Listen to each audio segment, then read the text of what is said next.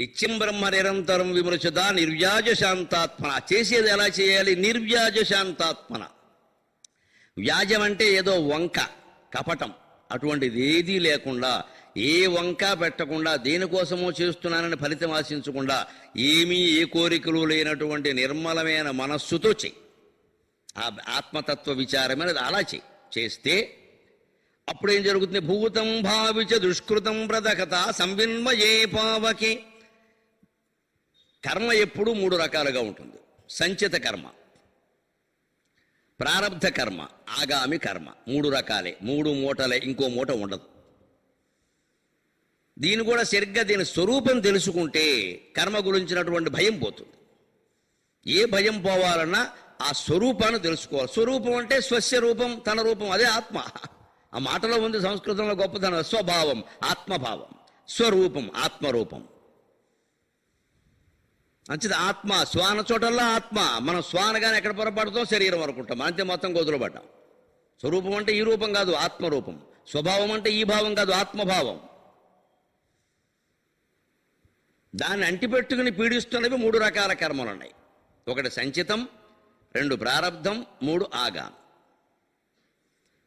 సరిగ్గా మనం అందరం ఇప్పుడు అనుభవిస్తూ ఉన్నది ఈ జన్మయాత్రానికి ప్రధాన కారణం ప్రారబ్ధ కర్మ.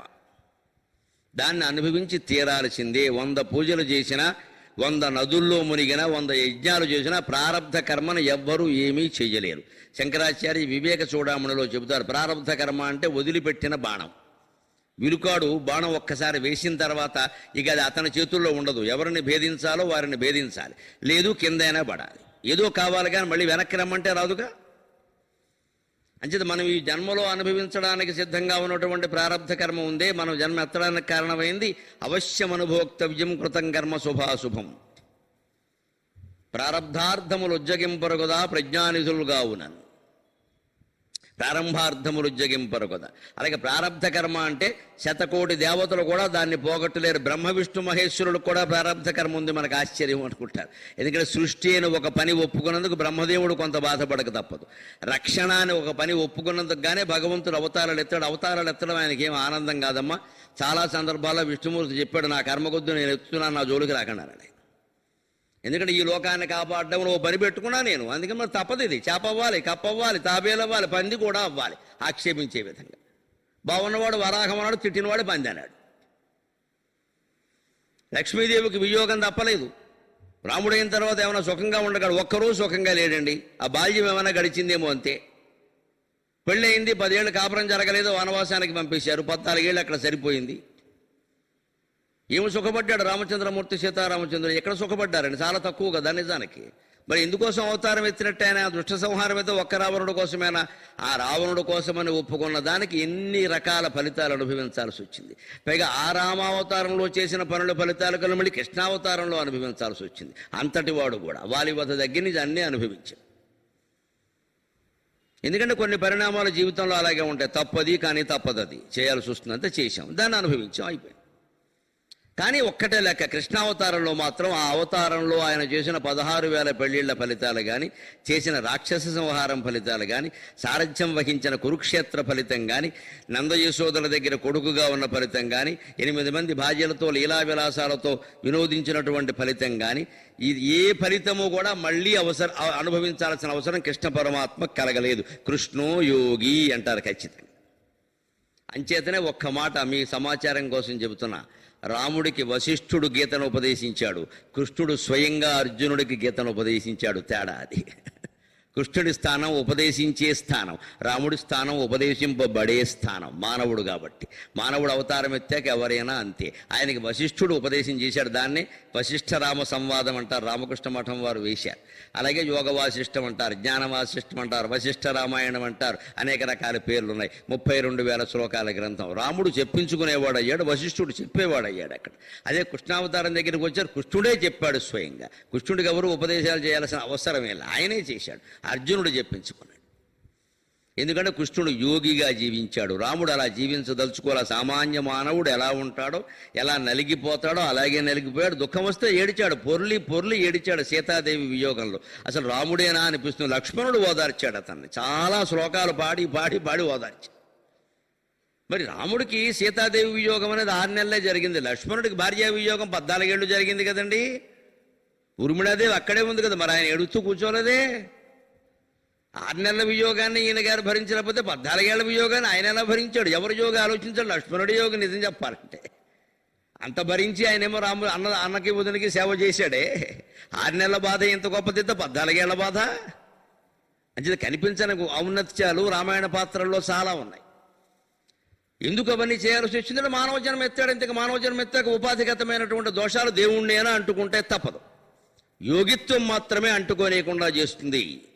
జ్ఞానిభ్యోభిమతో యోగి కర్మిభ్యోభిమతో అధిక తస్మాత్ యోగి భవార్జున అంటాడు భగవద్గీతలో.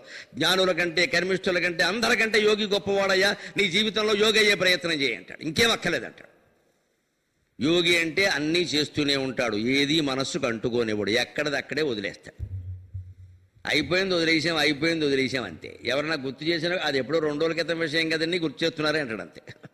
2 రోజులు ఆయన దృష్టిలో 2 యుగాల కింద లెక్క. 2 రోజులు ఒక యోగి దృష్టిలో 2 యుగాల కింద లెక్క. గుర్తు తెచ్చుకూడదాన్ని ఎవరైనా తెచ్చినా సరే అయిపోయింది కదండి, ఎందుకు ఇప్పుడు మాట్లాడుతున్నారు అని వదిలేయండి అంటాడు. ఎప్పటికప్పుడే అలాంటి వాడే యోగి. శ్రీకృష్ణుడు అలా కాబట్టి ఎప్పుడూ మురళీగానంతోనే ఉన్నాడు హాయిగా. ఇదే ఆ ప్రారంధ కర్మను అనుభవించాల్సి వచ్చించాడు, అనుభవించాడు. కృష్ణుడు కూడా అనుభవించాడు. ప్రారంధాన్ని అనుభవించక తప్పదు. ఆయన ఒప్పుకున్నాడు, అనుభవించాడు ఖచ్చితంగా. ఎవరెవరో ఋషులు ఇచ్చిన శాపాల ఫలితాలు కూడా శ్రీకృష్ణుడు అనుభవించాల్సి వచ్చింది. 16,000 మంది ఈయన భార్యలుగా ఉండడానికి కారణం ఎవరు? నారాయణ మహర్షి. దేవీ భాగవతంలో ఉంటుందా కదా, నారాయణ మహర్షి ఇచ్చాడు వాళ్ళకి శాపం, వాళ్ళకి వరం ఇచ్చాడు. ఆ వరం వల్ల వీళ్ళు పుట్టాల్సి వచ్చింది. అష్టావక్ర మహర్షి ఇచ్చాడు వరం, ఆ వరం వల్ల పుట్టాల్సి వచ్చింది. కానీ ఆ వరానికి ఈయన కారణం అయ్యాడు. ఎందుకంటే నారాయణుడు అంటే కృష్ణుడే కదా, ఆయనే అనుభవించాడు. అందుకని ప్రారంధం ఎవరికైనా అనుభవించక తప్పదు. అందుకని జాతకాలు చూపించుకుని అదేదో ఏలినాడు శని వస్తుందండి, తప్పాలంటే ఏం చేయాలంటే 3 లక్షల యజ్ఞం చేయాలంటే అస్సలు ఆ జోలికి వెళ్ళకండి, పెద్ద మాయలు జరిగిపోతున్నాయి. నువ్వు ఏం చేసినా ప్రారంధం తప్పదు. ఇవన్నీ వాడు సంపాదించుకుందుకు పెట్టుకున్న కార్యక్రమాలు చెబితే యజ్ఞాల వల్ల యాగాల వల్ల ప్రారంధ కర్మ మారదు. మారేది వేరే ఉంది, అది చెబుతాను, నాకేం ఇబ్బంది ఏం లేదు. ప్రారంధ కర్మ మారదు. ఏది మారుతుంది? సంచిత కర్మ. సంచితం అని ఒకటి ఉంటుంది. అదేమిటి? సంచితం అంటే మూట కట్టబడింది, కూడబెట్టబడింది. పోయిన తర్వాత 2వ రోజుని అక్కడ శవాన్ని దహనం చేసిన తర్వాత పెద్ద కొడుకు అక్కడికి వెళ్ళి సంచయనం చేస్తాడు. సంచయనం అంటే మొత్తం దగ్గరికి చేర్చడం. ఆ తండ్రి తాలూకు దహనం అయిపోయినటువంటి ఎముకలని ముక్కలని వీటిని దగ్గరికి చేరుస్తాడు. దాన్ని సంచయనం అంటారు వైదిక పరిభాషలో. సరిగ్గా సంచయనం అర్థమైతే సంచితం అర్థమవుతుంది.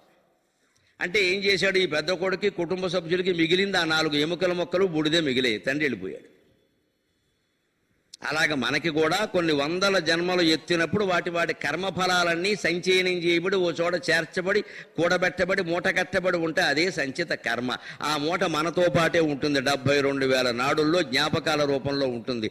నిజం చెప్పాలి అంటే ఆ 72,000 నాడులకి మూలం మళ్ళీ 101 నాడులు. ఆ 101 నాడుల కట్ట ఇక్కడ ఉంటుంది. దాన్ని ఆంత్రవేష్ట అంటారు, యోగ వాసిష్టంలో చెబుతారు. బొడ్డు చుట్టూ ఉంటుంది అది. అందుకే సరిగ్గా ఆ కర్మఫలాలు అనుభవించడానికి బొడ్డు దగ్గరే జన్మెత్తుతాడు ఏ జీవి అయినా సరే. నాభీనాళం బొడ్డుతాడు. తల్లి కడుపులో ప్రవేశించాక వెంటనే ఈ నాభీనాళం ఇలా బయలుదేరుతుంది, తామర మొగ్గలాగా. ఇలా పెరుగుతున్న కొద్దీ శిశువు అందులో ఉంటాడు. వాడు వృద్ధవుతున్న కొద్దీ ఇది కూడా వృద్ధవుతుంది. ఇది వృద్ధవడం వల్లే అక్కడ పొట్ట పెరిగినట్టుగా అనిపిస్తుంది ఖచ్చితంగా. తర్వాత శిశువు బయటపడినప్పుడు కూడా బొడ్డుతాడు ద్వారానే వస్తున్నాడు. బొడ్డుతాడు కత్తిరిస్తున్నారు, అందరికీ తెలుసు. అందుకని ఈ బొడ్డుతాడులో ఉండే రహస్యం ఏంటంటే 101 నాడుల రూపంలో ఉంటుంది. ఆ చుట్టలు చుట్టినట్టుగా ఉంటాయి. ఆ బొడ్డుతాడులో ఆ జీవి DNA జన్యువులన్నీ ఉంటాయి. అందుకే పూర్వం వాళ్ళు ఎంత గొప్ప పరిజ్ఞానం కలిగిన వాళ్ళు అంటే పురుడు వచ్చిన వెంటనే బొడ్డుతాడు కత్తిరించిన వెంటనే ఇంకో చిన్న ముక్క కూడా అందులోనే కత్తిరించి దాన్ని ఒక రాగి కొమ్ము లాంటి దాంట్లో లోపల పెట్టి అటు ఇటు మూసేసి దాన్ని ఈ పిల్లాడికి కానీ పిల్లకి కానీ మొలతాడికి కట్టేవారు. అంత గొప్ప పరిజ్ఞానం ఉంది ఆ రోజుల్లో. ఎందుకు కట్టేవారు అంటే ఎప్పుడైనా వీరికి రోడ్డు ప్రమాదం జరిగితే ఏ రక్తం దానం చేయాలంటే ఆ బొడ్డుదాడిలో ఉన్న మొక్క తీస్తే తెలుస్తుంది. DNA అక్కడ ఉంటుంది. వీడి DNA ఏమిటి, జన్యువులు ఏమిటి, ఇతనికి చికిత్స ఎలా చేయాలంటే డాక్టర్లు దాన్ని బట్టే కదా DNAని బట్టి గుర్తిస్తాడు. మరి DNA ఎలా తెలుస్తుంది? ఇప్పుడంటే ఏవో ఉన్నాయి, అప్పుడే ఉన్నాయి. అప్పుడే మన వాళ్ళకి కనిపెట్టిన గొప్ప విధానం ఏంటంటే మంత్రసాని ఆ మొక్క ఒకటి జాగ్రత్తగా తీసి అప్పటికే ఒక రాగి గొట్టం లాంటిది ఒకటి తయారు చేస్తారు. కాబట్టి ఆ గొట్టంలో దీన్ని పెట్టేసి అటు ఇటు మూసేసి దానికి మళ్ళీ ఒక చిన్న రింగులో ఒకటి పెట్టి అది ఆ పిల్లకి కానీ పిల్లాడికి కానీ వెంటనే మొలతాడికి కట్టేస్తారు. వాడు జీవితాంతం దాన్ని ధరించాలి అంటే. అందుకే లోకంలో ఓ సామెత వచ్చింది, మొలతాడు లేకపోతే మొగాడు కాదండి. అందుకు వచ్చింది ఖచ్చితంగా ఉంటుంది కాబట్టి.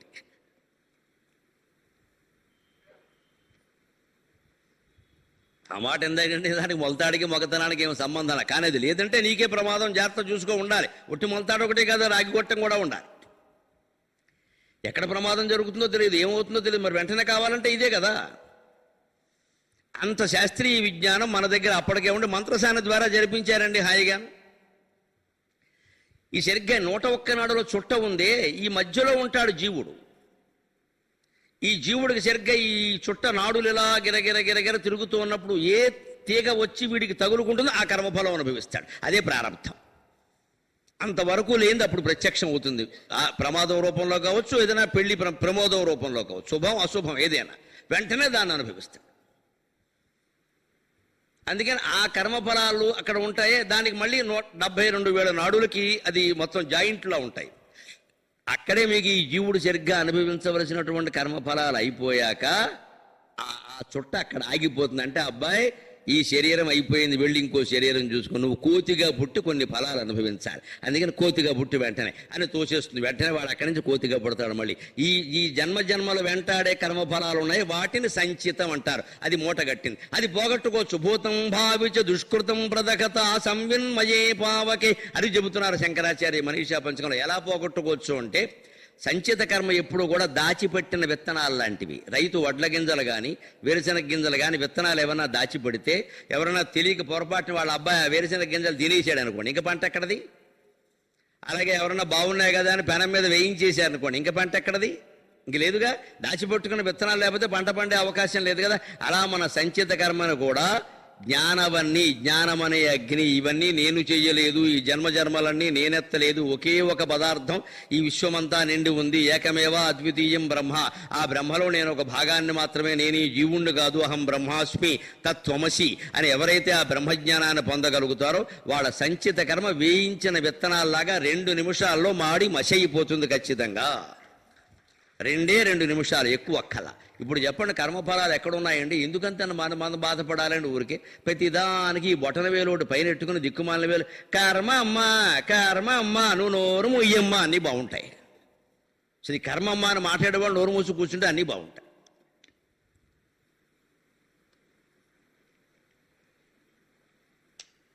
ఈ సాగతీతల వల్లే మొత్తం జాతి చెడిపోతుంది. అంత ఏమీ లేదమ్మా, నువ్వు జ్ఞానం పొందితే నేను చేసింది కాదు అనుకోగలిగితే ఒక దెబ్బతో పోయే మొత్తం అంతా. సంవిన్మయే పావకే. సంవిన్మయం అంటే జ్ఞానమయం. జ్ఞానమయమైన పావకే అగ్నిలో మొత్తం దహించబడింది చెబుతున్నారు. ఇక్కడొక చోట కాదు. జ్ఞానాగ్ధి దగ్ధ కర్మాణం తమాహు పండితం బుధాక. భగవద్గీత 5వ అధ్యాయం కర్మ సన్యాస యోగంలో భగవంతుడు చెప్పినమాట.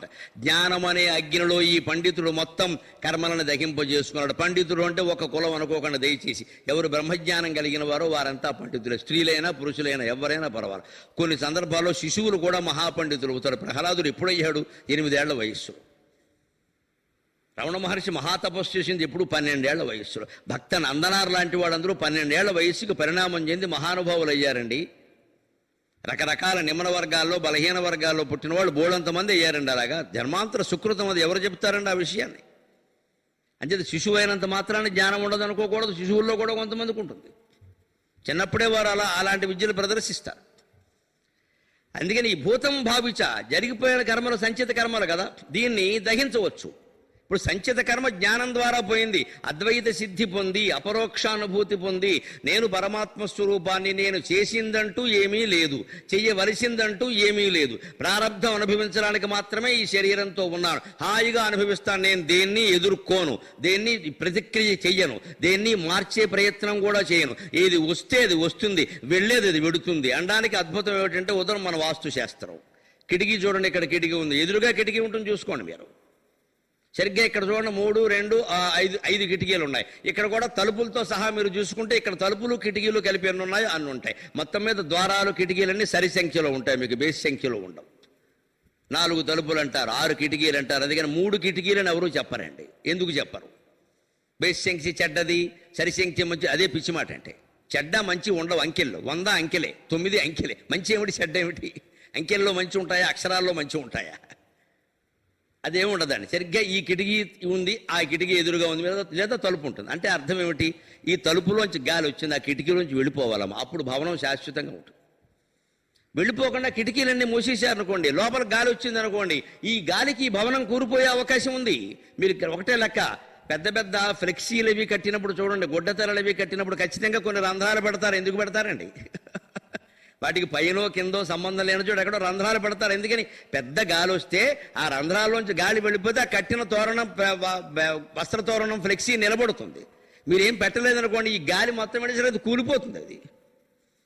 అందుకని సరిగ్గా వాస్తుశాస్త్రంలో కిటికీలు ఇక్కడ ఎన్ని ఉన్నాయి, తలుపులు ఎన్ని ఉన్నాయి, దీనికి ఎదురుగా కిటికీ, ఎదురుగా కిటికీ, తలుపుకి ఎదురుగా తలుపు, కనీసం వీలు కాకపోతే తలుపుకి ఎదురుగా కిటికీ, ఏదో ఒకటి పెట్టమన్నారు. అందుకని సరి సంఖ్యలో చెప్పారు. మనం ఏమనుకుంటాం, కిటికీలు అన్నీ పెట్టకపోతే పిల్లలకు ఆరోగ్యం బాగుండదని చెప్పారు. అలా చెప్పేవాడు వాస్తుశాస్త్రం కాదమ్మా, పెద్ద మాయిగాడు. ఒకవేళ ఆరోగ్యం గురించే చెప్పుంటే అందులో రహస్యం ఏంటంటే గాలి తగలడం వల్లే బాగుంటుంది, అంతకంటే ఎలా కంగారు పడిపోక్కల. ఈ కిటికీ వల్లే పిల్లలకి చదువు రావట్లా, ఈ కిటికీ ఇక్కడ అడ్డంగా ఉందండి, ఎప్పుడు ఇక్కడ గోడ దగ్గర ఎలా ఉండదు. అందుకే మీ అమ్మాయికి పెళ్ళి వాళ్ళు. అమ్మాయికి పెళ్ళి కిటికీకి సంబంధం ఏంటమ్మా? కిటికీ నుంచి చూడనే ప్రేమ లేక పంపాలని నాకు అర్థం కాదు. అమ్మాయి పెళ్ళి కిటికీకి సంపి అది కూడా చెబుతున్నారు, మొత్తం కట్టి నీళ్ళు కూల కొట్టేస్తున్నారు. మనకు అనారోగ్యం చేస్తే కిటికీ, పెళ్లి కాకపోతే కిటికీ, ఉద్యోగం రాకపోతే కిటికీ, భార్యాభర్త కూడా వస్తే కిటికీ, అన్నిటికీ కిటికీయే. కిటికీకి అంత విలువ ఉందా? ఎన్నికల్లో ఎంతవరకు కిటికీ గుర్తు ఎవరికి ఇవ్వలేదు. ఇది ఇస్తే బాగుండు. అసలు అన్ని గుర్తులు ఇచ్చారు కానీ కిటికీ గుర్తు ఇవ్వాల. ఈ కిటికీ గుర్తిస్తే బాగుండేది. అసలు అందరికీ కిటికీ ప్రధానం అయిపోయింది ఇక్కడ. మన జీవితం కిటికీ మీద, ఆట మీద, కిటుకుల మీద కూడా ఆధారపడదండి. మన తెలివితేటలు ఏమయ్యాయి, మన వ్యక్తిత్వం ఏమైంది, కిటికీల మీద, గుమ్మాల మీద మనం ఆధారపడింది. ఇదేమి శాస్త్రం, ఇదేం అజ్ఞానం. జీవితాన్ని తీసుకెళ్లి కిటికీలో బారేస్తామా? ఎందుకు పెట్టారంటే, ఎందుకు సరిగ్గా ఈ గాలి ఇలా వచ్చి ఇలా వెళ్ళిపోయినట్టుగా ప్రారంధ కర్మ అనేది వస్తుంది, వెళ్ళిపోతుంది. మనం ప్రశాంతంగా ఉంటే చాలు, ప్రతిక్రియ వద్దు. అనుభవించవలసింది. జాతకాలు తెలుసుకోవడం ఎందుకంటే సిద్ధంగా ఉండడానికి తప్ప మార్చడానికి కాదు. మారిస్తే మారదు. అది కొన్ని కోట్ల మైళ్ళ దూరంలో ఉండేటువంటి గ్రహాల ప్రభావం మన మీద ఉండడం నిజమే అయినప్పుడు, మనం ఇక్కడ చేసే ఓ చిన్న పూజ ద్వారానో, రాహుకేతు దోషం ద్వారానో, చేతికి కట్టుకున్న తాయెత్తు ద్వారానో, వేలికి పెట్టుకున్న ఉంగరం ద్వారానో ఆ ప్రభావం మొత్తం డామ్ అని మారిపోతుంది అండి. ఎంత ఆశ్చర్యం అండి! అది ఎలా మారిపోతుందండి? ఏ తర్కం పనిచేసిందండి అక్కడ? మన అజ్ఞానం తప్ప. మొత్తం మాయలాలకి తయారైపోతారు. టీవీలు నిన్నది డబ్బులు ఇచ్చి కార్యక్రమాలు పెట్టించుకుంటారు. మీ వేలికి ఉంగరం పెట్టుకోండి, మొత్తం మీ భవిష్యత్తు వారింది వాడి భవిష్యత్తు అనే మా మంది ఏం మారలా. వాడు బాగా సంపాదించుకొని, టీవీ వాడు కూడా సంపాదించుకున్నాడు. వాళ్ళిద్దరు భవిష్యత్తు బ్రహ్మాండంగా ఉంది. వాళ్ళిద్దరూ ఎప్పుడో ఉంగరాలు పెట్టుకోరు, టీవీలో చెప్తూ ఉంటారు అంతే. అలాగా మనం ఈ రంగురాళ్ళని పెట్టుకునేసరికి మనకి ఏదో అయిపోతుంది అనుకుంటున్నాం. జీవితం రంగుల పాలైంది. ఈ అజ్ఞానం నుంచే బయటపడాలి. ప్రారంధం అనుభవించక తప్పదు. సంచిత కర్మ ఎంత ఉన్నా అది జ్ఞానంతో పోతే మొత్తం అది నేను చెయ్యలేదు, ఇది కేవలం భ్రమ, బ్రహ్మ సత్యం, జగన్మిథ్య. జగత్తంతా మిథ్య అయినప్పుడు మన జీవితం మిథ్య కాదా? మనం ఏవో చేశామని ఎందుకు అనుకోవాలి? ఆ చేసినవన్నీ గుర్తు చేసుకుంటూ ఉంటాం. మరి ఆ గుర్తు చేసుకోవడమే మహాపాపం. మనం ఎందుకు దుఃఖపడుతూ ఉంటామంటే గుర్తు కారణంగా. అందుకే నేను తరచు చెబుతూ ఉంటాను, మర్చిపోవడం అంత సుఖం లేదు, గుర్తుపెట్టుకోవడం అంత బాధ లేదని. ఏవో పద్యాలు శ్లోకాలు గుర్తుపెట్టుకున్నామంటే అర్థం ఉంది. జీవితంలో జరిగినవన్నీ గుర్తుపెట్టుకోవడం పెట్టండి. అధిక మాసం తద్దినలాగా పని లేక వదిలిపెట్టుకున్నాను. మీ జీవితంలో ఎప్పుడో మన ఏదో జరిగేది నాకు గుర్తులేదు పోవని అడగమని చెప్పండి, అంతే. అడుగుతాడు, మనకు అనవసరం. వదిలే ఆ విషయాన్ని. భార్యాభర్తల మధ్యలో పిల్లలతో తగాదాలు వచ్చినా సరే 4 రోజులు అయిన తర్వాత అవునా అనుకున్నావా, తర్వాత ఏం అవ్వలేదా అంటే వదిలే ఆ విషయం. అవును జరిగింది, అప్పుడు ఏమన్నావు, 9/9/92 నాడు పొద్దున్నే 8 గంటలకు నువ్వు ఏమన్నావు, 96 ఏప్రిల్లో 5వ తారీఖున ఏమన్నావు అంటే ఈ జన్మకు తమలది దద్దనం. ఇది మొత్తం డేట్లతో సహా చెబుతున్నాడు ఈయన. ఇది పెద్ద చాలా ముఖ్యమైన విషయం లాగా. అవే గుర్తుపెట్టుకునేవి. పోను రామాయణం కాదు, భారతం కాదు, శ్లోకం కాదు, పద్యం కాదు, దిక్కుమాలిన తగాదాలని గుర్తుపెట్టుకుంటాను. భార్య అన్న మాటలు, భర్త అన్న మాటలు, పక్కింటి వాడు అన్న మాటలు వదిలేక ఆ విషయాన్ని. ఇది గుర్తుపెట్టుకోవడం వల్లే సంచిత కర్మ మన పీడిస్తోంది తప్పితే వదిలేస్తే పోయింది. ప్రారంభ కర్మ అనుభవానికి ఎలాగో తప్పదు కాబట్టి పోయింది. ఇప్పుడు చూడండి ఆగామి కర్మ, దాని గురించి అసలు భయపడక్కల. ఎందుకని ఆగాహం అంటే ఇంకా రాలేదు, నాట్ ఎట్ కమ్, రానేలేదు. రాని దాని గురించి నువ్వెందుకయ్యా బాధపడతావు? మంచి పని చేసుకో. దానికి కూడా మన వాళ్ళు ఏం చెప్పేస్తారు, ఆ మంచి పని చేయాలన్నా దైవానుగ్రహం. అదేమిటది అంటే నీకు చెయ్యాలని లేదనమాట. అసలు బాగా బద్ధకంగా ఉంది. ఈ పనికి మాలిన కబుర్లు చెప్పడానికి దైవానుగ్రహం అక్కర్లా. గంటలు చెబుతాం. ఆ పనికి మాలిన కబుర్లు చెప్పాలన్నా అందరూ కూర్చుని ఓహో పని లేనివన్నీ మాట్లాడటం. అన్నీ అయిపోయాక ఈ కాసేపట్లో రామకోటి రాసుకోవచ్చు కదా అంటే, ఆ రామకోటి రాయాలనే సంకల్పం కూడా రాముడే కలిగించాలి. ఎవరా రాముడు? ట్యాక్సీ రాముడా, డ్రైవర్ రాముడా, అడవి రాముడా, దొంగ రాముడా?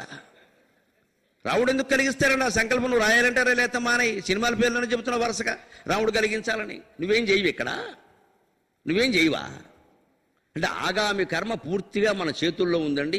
వివేకానందుడు ఉపన్యాసాల సారాంశం అంతా ఆగామి కర్మ. నీ చేతిలో ఎంత ఉండగా నువ్వు ఎందుకు చేయట్లేదు అంటున్నాడు ఆయన. అందుకే your destiny is in your hands అని చెప్పాడు. నీ జీవితం నీ చేతుల్లో ఉందయా, తీర్చిదిద్దుకోవయా అని చెప్పాడు మహానుభావుడు ఆయన. మనం దాన్ని కూడా మొత్తం దేవతల చేతుల్లో పెట్టేసి, అది కూడా 33 కోట్ల మంది చేతుల్లో పెట్టేసి ఎవడేం చేస్తాడో నిరంతరం ఏడుస్తూ కూర్చుంటున్నాం ఇక్కడ. ఈ జాతిని ఎవడైనా ఉద్ధరించగలడా ఈ పిచ్చి నమ్మకాలు ఉన్నంత వరకు?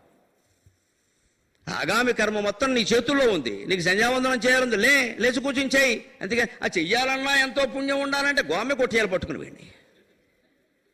నీకు లేవడానికి బద్ధకం ఉందని చెప్పడండి, చెయ్యాలంటే పుణ్యం ఉండాలట. నీ గుళ్ళోకి వెళ్ళాలనుంది, వెళ్ళు హాయిగా, ఎవరొద్దన్నారు? వీడు బద్ధకం కొద్దీ వీడు మానేసేసి అందరికీ దొరకదా దర్శనం. ఆ గుళ్ళు కాశీ వెళ్ళాలంటే శివుడు అనుగ్రహం ఉండాలి. శివుడు అనుగ్రహం నువ్వు అనుకుని వెళ్ళు. శివుడు ఏమన్నా మిమ్మల్ని రమ్మని కానీ మిమ్మల్ని రావద్దని కానీ చెప్పాడండి? ఈ మాట ఎందుకంటారండి? అంటే మనం వెళ్ళలేకపోవడం అనే దానికి ఒక కారణం పెట్టేసుకుంటున్నావు ఇక్కడ. అసలు మనం ప్రయత్నం చేశామా? నువ్వు రావాలని శివుడు ఏమైనా కోరుకున్నాడా? నేను వద్దని ఆయన ఏమైనా ఆపు చేశాడా? దేవతలను కూడా మనం బంధాల్లో ఇరికిస్తున్నాం. మన బంధాలు వదులుకోవడం మానేసి దేవతలను ఇరికిస్తున్నాం పట్టుకొచ్చి. అంటే వాడు అనుక్షణం మన కూడా ఉండి, మనం హోటల్కి వెళ్ళినా సరే, ఇడ్లీ తిన్నా సరే, అందులోకి సాంబార్ తక్కువే 2వ కప్పు అడిగినా సరే శివుడు వచ్చి మన పక్కన కూర్చొని 2వ కప్పు తినడం మంచిది కాదు, లేదా మంచిదని చెప్పాలన్నమాట.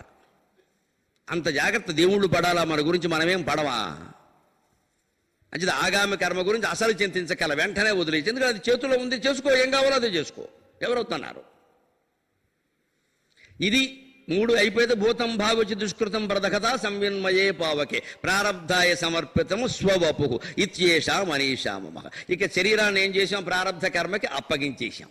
కాబట్టి ఇంక నువ్వు అనుభవించవలసిందంటూ ఏం లేదు. సంచిత కర్మ జ్ఞానం కారణంగా దగ్ధమైంది, ప్రారబ్ధ కర్మ అనుభవం కారణంగా దగ్ధమైంది. ఆగామ కర్మ మంచిదే చేసుకో, లేదా జపం చేసుకో. ఏ కర్మ చేయాలని నీకు లేకపోతే జపం చేసుకో హాయిగా. జపాన్ని మించినటువంటి పుణ్యకర్మ ఉందా? ఖచ్చితంగా మంచి జన్మే వస్తుంది, మోక్షమే వస్తుంది. ఇది శ్లోకం సారాంశం. ఇప్పుడు ఆ జపం ఎలా చేయాలి, ఆ ధ్యానం ఎలా చేయాలి, దేన్ని గురించి ధ్యానించాలి అనేది 4వ శ్లోకంలో చెబుతున్నారు ఖచ్చితంగా.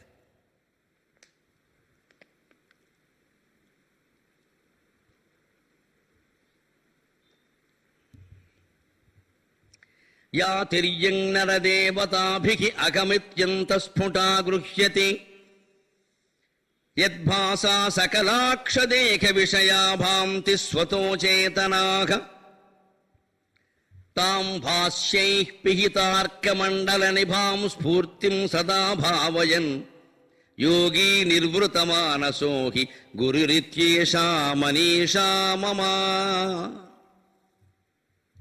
యా తిర్యం నరదేవతాభిః అహమితి అంతఃస్ఫుటా గృహ్యతే. తిర్యక్కులంటే పశుపక్ష్యాదులు, నర అంటే మానవులు, దేవత అంటే ఇంద్రుడు, చంద్రుడు, దిక్పాలకులు మొదలైన వాళ్ళందరూ, ఆకాశంలో ఉండే శక్తులు, అగ్ని, వాయువు అన్నీ కూడా, పంచభూతాలు కూడా అందులోకి వస్తాయి. ఈ అన్నిటిలోనూ కూడా ఒక్క మానవుల్లో మాత్రమే ఆత్మ లేదు, అన్నిటిలోనూ ఉంది. అలా ఎలా తెలుస్తోంది ఉందని? ఆకామేతి అంతఃస్ఫుట గృహ్యతే. నేను నేను నేను అది లోపల నీకు ఏది స్ఫురిస్తుందో అదే ఆత్మ. మనం కూర్చున్నప్పుడు ఎప్పుడైనా కాస్త ప్రశాంతంగా ఓ చోట కూర్చొని కళ్ళు మూసుకుని ఏమీ ఆలోచించకుండా నేను అని ఏమీ ఆలోచించకుండా ఉంటే లోపల నేను నేను అని ఒకటి తంతూనే ఉంటుంది అక్కడ. అది లేకుండా మనలేం, అదే మనం కదా, నేను అంటున్నాం కదా.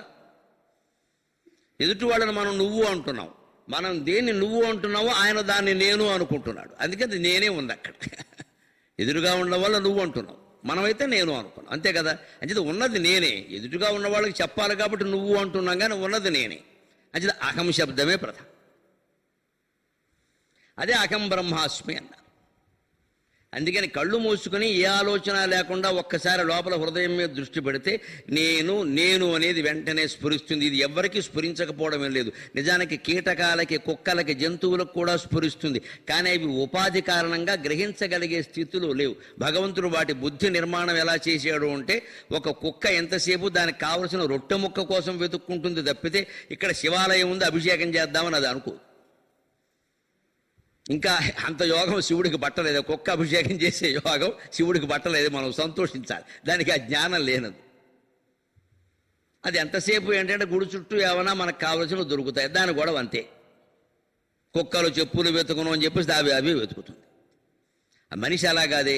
మనకి శివాలయానికి చూస్తే వెళితే కలిగే ఆలోచన వేరు, శ్మశానానికి వెళితే ఆలోచన వేరు, ఇంటికి వెళితే కలుగుతున్న ఆలోచన వేరు, మన పిల్లలను చూడగానే కలుగుతున్న ఆలోచన వేరు, వేరే వాళ్ళని చూసినప్పుడు కలుగుతున్న ఆలోచన వేరు. మనకి ఇష్టమైన విషయాల్లో వేరుగా ఉన్నాం, అయిష్టమైన విషయాల్లో వేరుగా ఉన్నాం. ఇంత బుద్ధి పరిపక్వత విచక్షణ మనిషికి ఉంది కదా. అందుకని ఒక్క ఆత్మను తెలుసుకోగలిగేటువంటి అవకాశం తిరియక్కులకి లేదు, కేవలం మనిషికే ఉంది. దేవతల్లో కూడా ఇదే ఆత్మ ఉంటుంది, మనకంటే వాళ్ళకి ఎక్కువ అవకాశం ఉంది. ఎందుకంటే దేవతలకి 2 లక్షణాలు ఉన్నాయి మనకంటే గొప్పవి: కామ గమనం, కామ రూపం. వాళ్ళు ఊరికి కళ్ళు మూసుకుని నేను తణుకులో దిగాలి అని స్వర్గంలో ఉన్నటువంటి దేవత ఎవరన్నా అనుకుంటే 2 నిమిషాల్లో తణుకొస్తాడు. మనం శుభ్రంగా టికెట్ కొనుక్కుని ఎల్టీటీ ఎక్స్ప్రెస్ ఎక్కి నేను సికింద్రాబాద్ వెళ్ళాలి అన్న అది ఎప్పుడు వెడుతుందో మనకి తెలియదు, దానికి తెలియదు. అసలు వెడతామో వెళ్ళమో కూడా తెలియదు. టికెట్ కొనుక్కున్నాం శుభ్రంగా, ఏసీ టికెట్ కూడా ఎక్కి కూర్చున్నాం. టికెట్ అంటే మనం కొనుక్కున్నాం, రైలు వెళ్ళడం మన చేతుల్లో ఉందా? నిన్న పొద్దున నేను వచ్చిన గౌతమి 2 గంటలు ఆలస్యంగా వచ్చింది. ఎప్పుడైనా గౌతమి అంత వచ్చిందా? అంతే, ఆ రోజు ప్రారంభం అంతే అనుకున్నాను. నేను ఎలా తీసుకున్నాను దాన్ని? ఇంత వేదాంతం చదువుకుని మనం ఎందుకు బాధపడతాం? ఆ డ్రైవర్ అనిల్ ఉన్నాడే, ఆయన బాధపడ్డాడు. 4 స్టేషన్కి వచ్చి కూర్చున్నాడు పాపం. నాదేం పోయింది, ఆయనకి చెప్పేశాను ఒక మాట: అబ్బాయి 4 నేనే ఫోన్ చేశా, అబ్బాయి నువ్వు ఇది ఆలస్యం అవుతుందయ్యా, నా దగ్గర ఈ డొక్కు ఫోన్ తప్పలేదుగా, ఆయన దగ్గర చాలా పెద్ద ఫోన్ ఉంది, నాకంటే అదృష్టవంతుడు. అందుకని నీ దగ్గర ఏదో జీపీఎస్ పీజీఎస్ ఏదో ఉంది కదా, అది చూసుకో. తాడేపులు కూడా ఎప్పుడు వస్తుందో తెలుసు కదా. 10 నిమిషాల ముందు నాకు ఫోన్ కొట్టాను, సుఖంగా పడుకున్నాను నేను. ఇదే వేదాంతం అంటే, అనుష్ఠాన వేదాంతం. మన విశాఖపట్నంలో 7వ తారీఖు పెద్ద సభ చేసి నాయకులంతా కలిసి నాకు అనుష్ఠాన వేదాంతి అని ఒక గొప్ప బిరుదు ఇచ్చారు. వేదాంతాన్ని ఆచరణలో పెడతాడు, ఇదే ఆచరణ. అంతేగాని 4 గంటలకు లేచి కూర్చుని పక్కవాడిని కూడా లేపేసి ఏమిటండి ఈ రైళ్ళు, ఈ పాటికి వెళ్ళిపోవాలి, ఈ పాటికి వెళ్ళిపోవాలి, ఇంకా గూడెం రాలేదు ఏమిటండి? రాయనపాడులో ఉంది 4 గంటలకి. గౌతమి ఇప్పుడు విజయవాడ వెళ్ళదండి, రాయనపాడు నుంచి మళ్ళీ ఇస్తున్నారు. రాయనపాడులో ఎక్కడ రాయనపాడు, ఎక్కడ తాడేపల్లి కూడా ఇంకా 1.5 గంట పైన పడుతుంది. అప్పుడు నేనెలా ఆలోచించా? 10ంటికి ఎక్కాం బండి, 9:15. 10ంటి వరకు పడుకోనివ్వరుగా. 4 గంటలకే అలారం పెట్టుకున్నా, 6 గంటలగా పడుకునేది. నేను నాకు ఎప్పుడు 7 గంటలు పడుకోవడం అలవాటు ఖచ్చితంగా. అప్పుడు అనుకున్నా, అమ్మయ్య భగవంతుడు ఈ రైలు ఆలస్యం కారణంగా నాకు ఇంకో గంట ఎక్కువ పడుకునే అవకాశం ఇచ్చాడు. అందువల్ల ఇది ఎలాగో 5:30, 6 వరకు తాడేపురగూడెం వెళ్ళదు కాబట్టి నేను మళ్ళీ ముసిగెట్టేసి ఇబ్బందిలే. పైగా అక్కడ చెప్పేశాం కదా లేపమని, ఇంక కూడా ఏముంది. అందుకని సుఖంగా పడుకున్నాను. మళ్ళీ వాళ్ళైనా అయినా నా మీద వారి మీద నేను ఆధారపడ్డా, నా మీద నేను ఆధారపడతా. 5:15కు మళ్ళీ నేను అలారం పెట్టుకున్నా. ఏమో ఒకవేళ ఏదైనా పొరపాటు జరగచ్చు, సిగ్నల్ కలవకపోవచ్చు, ఆయన ఫోన్ చేయకపోవచ్చు, నా పని నేను చేయాలి కదా. 5:15కు పెట్టుకున్నా. 4:15 నుంచి 5:15 వరకు ఇంకో గంట పడుకున్నాను. ఆ 7 గంటల నిద్ర నాకు సరిపోయింది. తీరా చూస్తే స్టేషన్ 6ంటికి వచ్చింది. ఏమైందమ్మా? 5ంటికి ఇంటికి వచ్చేవాళ్ళం, 6ంటికి వచ్చాం. ఏమి నష్టమైంది? అన్నం పెట్టరా, కాఫీ ఇవ్వరా, ఏమన్నా ప్రమాదమా? ఇక్కడికి వచ్చి నేను 5ంటికి వచ్చి ఉంటే ఏం చేసేవాడిని? వాళ్ళని ఇబ్బంది పెట్టడం మంచిది కాబట్టి పైకి వెళ్ళి 1 గంట పడుకుంటానని చెప్పేవాడిని. అంతే, ఆ గంట నేను పైకి వెళ్ళే పడుకున్నా. పై బెర్త్ వచ్చింది నాకు, పైనే పడుకున్నాడు సుఖంగా. ఇదే జీవితాన్ని తీసుకునే విధానం. ఇంకా అక్కడ కూర్చుని పక్క వాళ్ళని లేపేసి పనికిమాలిన కబుర్లు అని చెప్పొద్దు ఇండియన్ రైల్వేస్ గురించి. అవి అలా ఉంటాయని తెలిసే టికెట్ కొనుక్కున్నావు కదా, ఎక్కేసే అంతే. అదే పగల సమయంలో లేట్ అయిందనుకోండి, ఒక పుస్తకం తీసుకుని హాయిగా చదువుకుంటే ఆ ఆలస్యాన్ని మొత్తం అమృతప్రాయం చేసినట్టు లెక్క. ఆలస్యం అమృతం అయిపోతుంది రైలు ఆలస్యం కావడం కారణంగా. మనం ఎవ్వరం ఆ పని చేయం. కూర్చుని సొల్లు కబుర్లు చెప్పుకుంటూ కూర్చుని భారతదేశాన్ని తిట్టడం, అమెరికాని పొగట్టడం, ఇదే పని మనకి. అక్కడ చచ్చే చావులు వాళ్ళు చూస్తున్నారు. రైళ్ళు ఒకటి సమానంగా నడిస్తే సరిపోలేదు. అక్కడ తుపాకులు ఎప్పుడు పేలుతాయో తెలియదు. మన దగ్గర ఇంకా అంత గొడవ లేదు. ఏ దేశం దౌర్భాగ్యాలు ఆ దేశంలో ఉన్నాయి, మనం ఎందుకు చెప్పుకోవాలి? ఇదే లెక్క. అందుకని తిరియక్కులైనా నరులైనా దేవతలైనా తేడా వాళ్ళ కామరూపం ఉంది, కామగమనం ఉంది. ఏ చోటుకంటే ఆ చోటుకి వెళ్ళిపోతా. అంత మాత్రం చేత దేవతలు సుఖంగా ఉన్నారా? దేవేంద్రుడిని గమనించండి, ఎన్ని తిప్పలు పడ్డాడు. మన్మధుడిని గమనించండి, శివుడి చేతిలో దహనం అయ్యాడు. లక్ష్మీనారాయణుల కుమారుడు అయ్యండి, శివుడి చేతిలో దహనం అయ్యాడు. వాళ్ళెవరూ కల్పించుకోలేదు. దేవేంద్రుడు బలిచక్రవర్తి చేతిలో ఓడిపోయాడు, హిరణ్యకశ్యపుడి చేతిలో ఓడిపోయాడు, చాలామంది చేతుల్లో ఓడిపోయాడు. చివరికి ఆయన వల్ల కాక మానవులైనటువంటి చక్రవర్తుల సాయం అడగాల్సి వచ్చింది. దిలీప్ చక్రవర్తి సాయం అడిగాడు, పృథు చక్రవర్తి సాయం అడిగాడు, అర్జునుడు సాయం అడిగాడు నిన్నగాక మొన్న ద్వాపర యుగంలో. ఏం దేవేంద్రుడు అండి ఆయన, ఏం బాగుకున్నాడండి. కామరూపాలు కామగమనాలు ఉండి ఇంత చేసి ఏం చేశాడు కనుక. అంచేత నువ్వు దేవతాత్వం ఉందా, నరత్వం ఉందా, కీటకత్వం ఉందా, అది సమస్య కాదు. ఇక్కడ నీ మనస్సులో శివుడు ఉన్నాడా లేదా, అదే సమస్య. ఆ భగవత్స్మరణ చేయడమే ముఖ్యం. అందుకని దాన్ని ఎలా భావించాలట? యద్భాసా సకలాక్షదేక విషయా భాంతి స్వతో చేతనాక మన దేహం మొత్తం ప్రకాశించడానికి ఆత్మ ప్రకాశమే కారణం. ఆ ప్రకాశం లేకపోతే మొత్తం శరీరం ప్రకాశించే అవకాశం లేదు. నాసా వారు పరిశోధనలు చేసి చేసి చేసి శరీరం విషయంలో కనిపెట్టిన గొప్ప విషయం ఏమిటి అంటే, భారతీయ ఋషులు కనిపెట్టిన విషయం అక్షరాల సత్యమని మాకిప్పుడు నిరూపణ అయింది అన్నారు.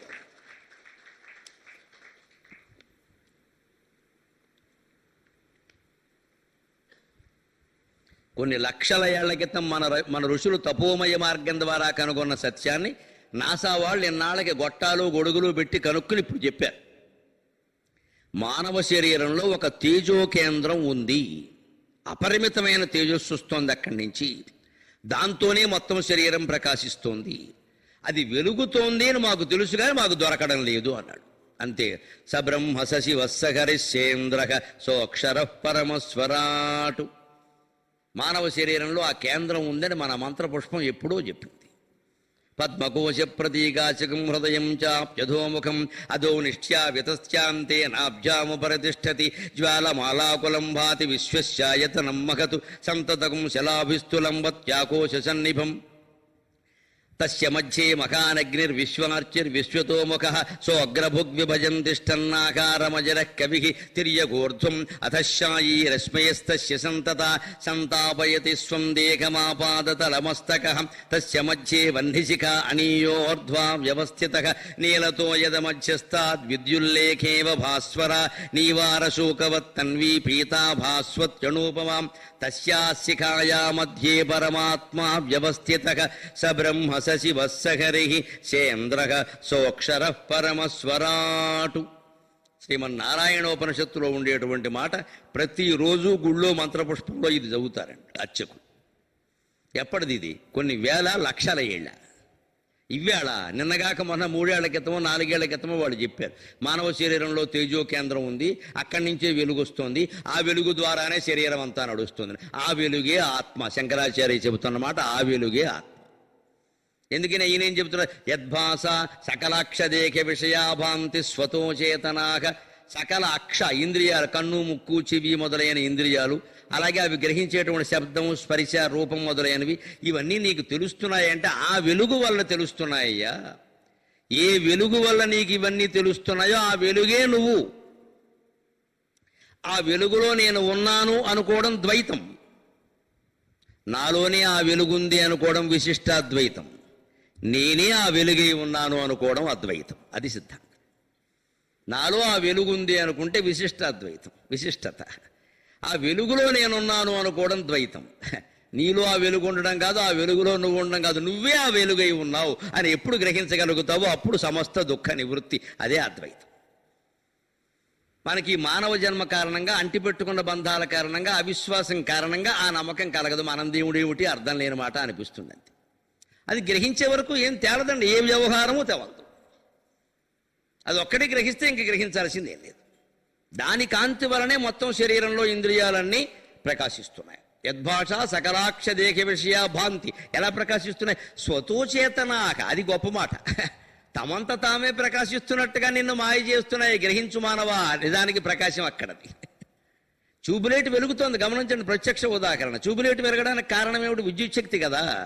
ఆ విద్యుత్ శక్తి ట్యూబులైట్లో లేదమ్మా, ట్రాన్స్ఫార్మర్లో ఉంది. అక్కడి నుంచి వైరు ద్వారా ఇక్కడికి వచ్చింది. వచ్చి రావడం వల్ల ఇది వెలుగుతుంది. లేదా బోర్డు మొహం ఇదేం వెలుగుతుంది, ఆర్పేస్తే ఆరిపోతుంది. అంచేది ఆ ట్యూబులైట్ ఎంతో మన శరీరం కూడా అంతే. ట్యూబులైట్లు అస్తమానం మారుస్తున్నామా లేదా? ఆ చివరి నల్లగా కనపడగానే మార్చేస్తారు. అసలు పైగా బుర్ర సరిగ్గా వెలగనవాడిని ట్యూబులైట్ అంటారు. అదొక మాట ఉంది ఇక్కడ. నేను అక్కడ అవధానం చేస్తూ ఉంటే పృచ్ఛకులు తేలికైన ప్రశ్నలు ఇచ్చారు. అన్ని చోట్ల కఠినంగా ఎవరుగా తేలికైన ప్రశ్నలు ఇచ్చారు. ఇస్తే నేను ఇంకేదో వీరవిహారం చేస్తున్నా, తేలిగ్గా ఉంది కదా అని.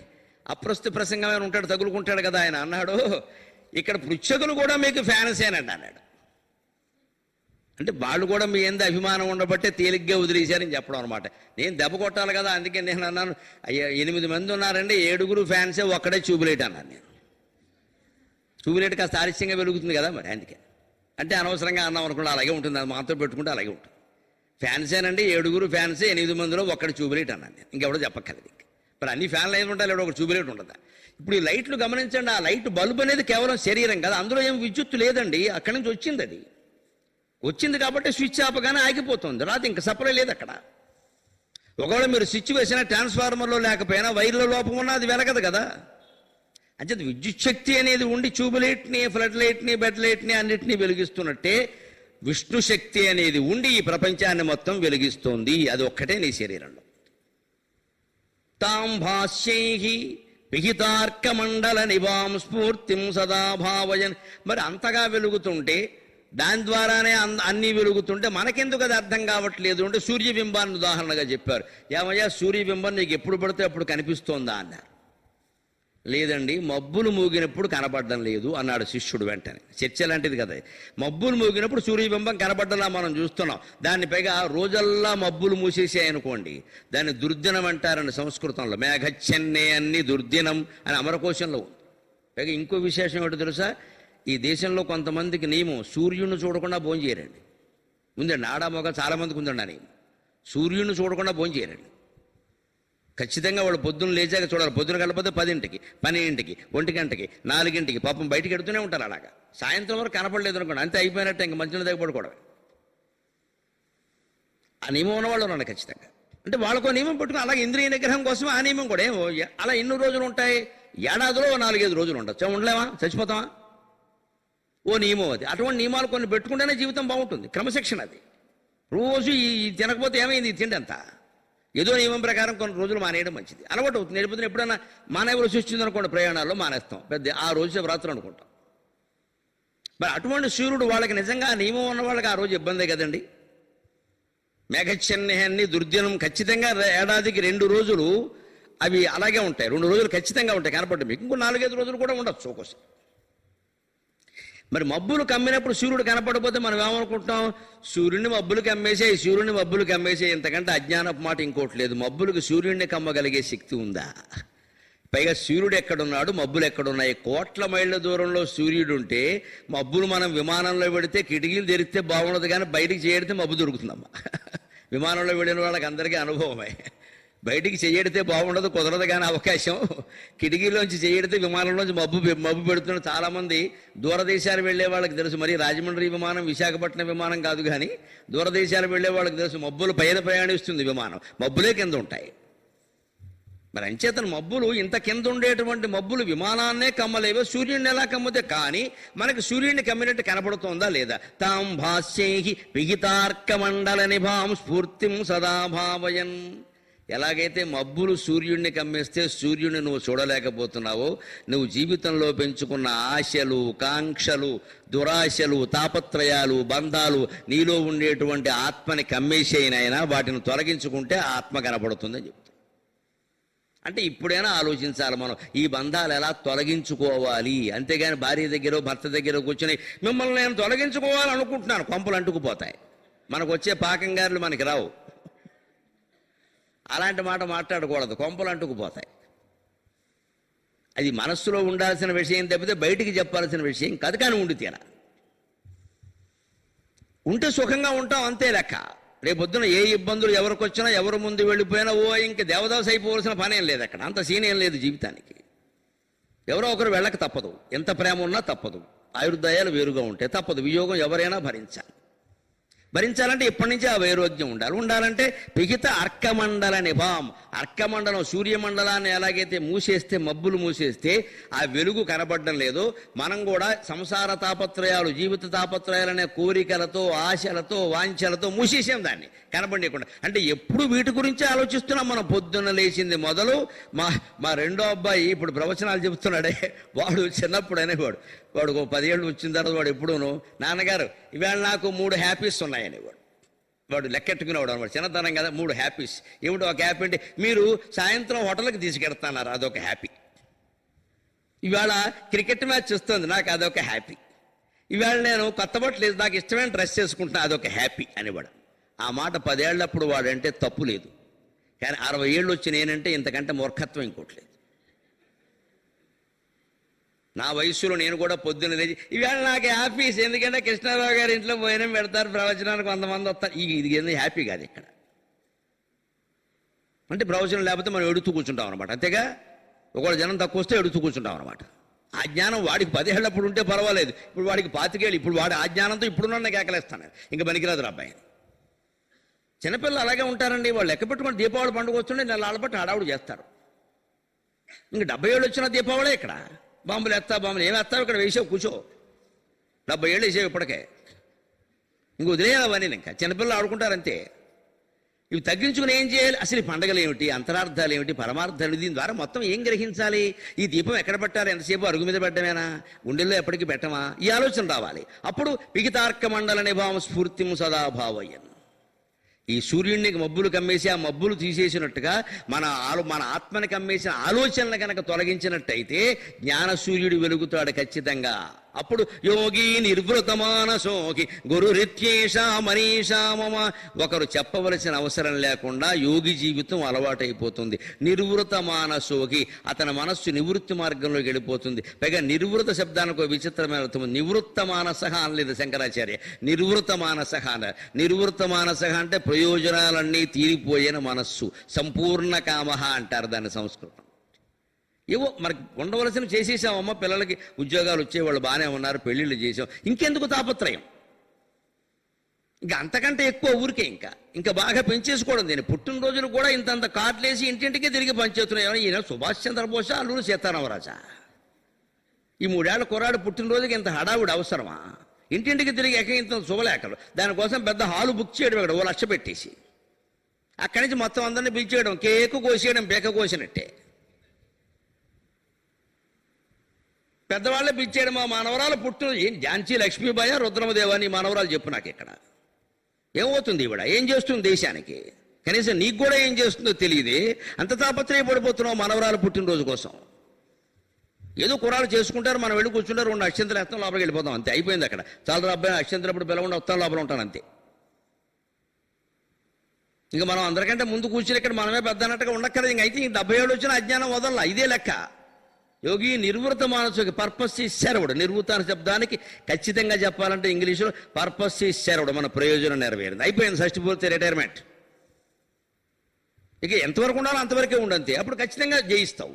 ఇది 4వ శ్లోకం అంతరార్థం. ఇంకొక శ్లోకం అంతిమంగా ఉండేది ఒక పతాక స్థాయిలో ఉంటుంది, అది చెప్పుకొని మనం ప్రశ్నోత్తర రత్నమాలికలోకి ప్రవేశించి వీలైనంత ప్రయత్నం చేద్దాం.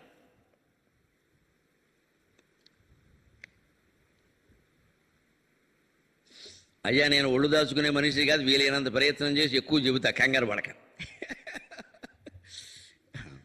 అంశానికి అన్యాయం చేయను నేను. 5వ శ్లోకంలో ఈ వరుసగా చెప్పుకుంటూ వచ్చిన పరిణామ క్రమంలో 5వ శ్లోకంలో ఆనందం పొందినవాడు ఎలా ఉంటాడో చెబుతున్నాడు. మొదటి శ్లోకంలో సర్వే సర్వత్రా వ్యాపించిన ఆత్మ గురించి చెప్పాడు. 2వ శ్లోకంలో ఆ ఆత్మ నేనే అని గ్రహిస్తని చెప్పాడు. 3వ శ్లోకంలో ఈ విచారణ నిరంతరం చేయడం ద్వారా కర్మబంధాలు తొలగించుకోమని చెప్పాడు. 4వ శ్లోకంలో దేని మీద దృష్టి పెట్టి ధ్యానం చేయాలో చెప్పాడు. ఇప్పుడు 5వ శ్లోకంలో అలా చేస్తే ఫలితం ఏమిటో చెబుతున్నాడు. యత్సౌఖ్యాంబుధిలేశలేశతయిమే శక్రాదయో నిర్వృతాః. యత్సౌఖ్యాంబుధిలేశలేశతయిమే శక్రాదయో నిర్వృతాః. యచ్చిత్తే నితరాం ప్రశాంతి కలనే లబ్ధ్వా మునిర్నిర్వృతః. యస్మిన్ నిత్యసుఖాంబుధౌ గళితధీః బ్రహ్మైవ న బ్రహ్మవితు.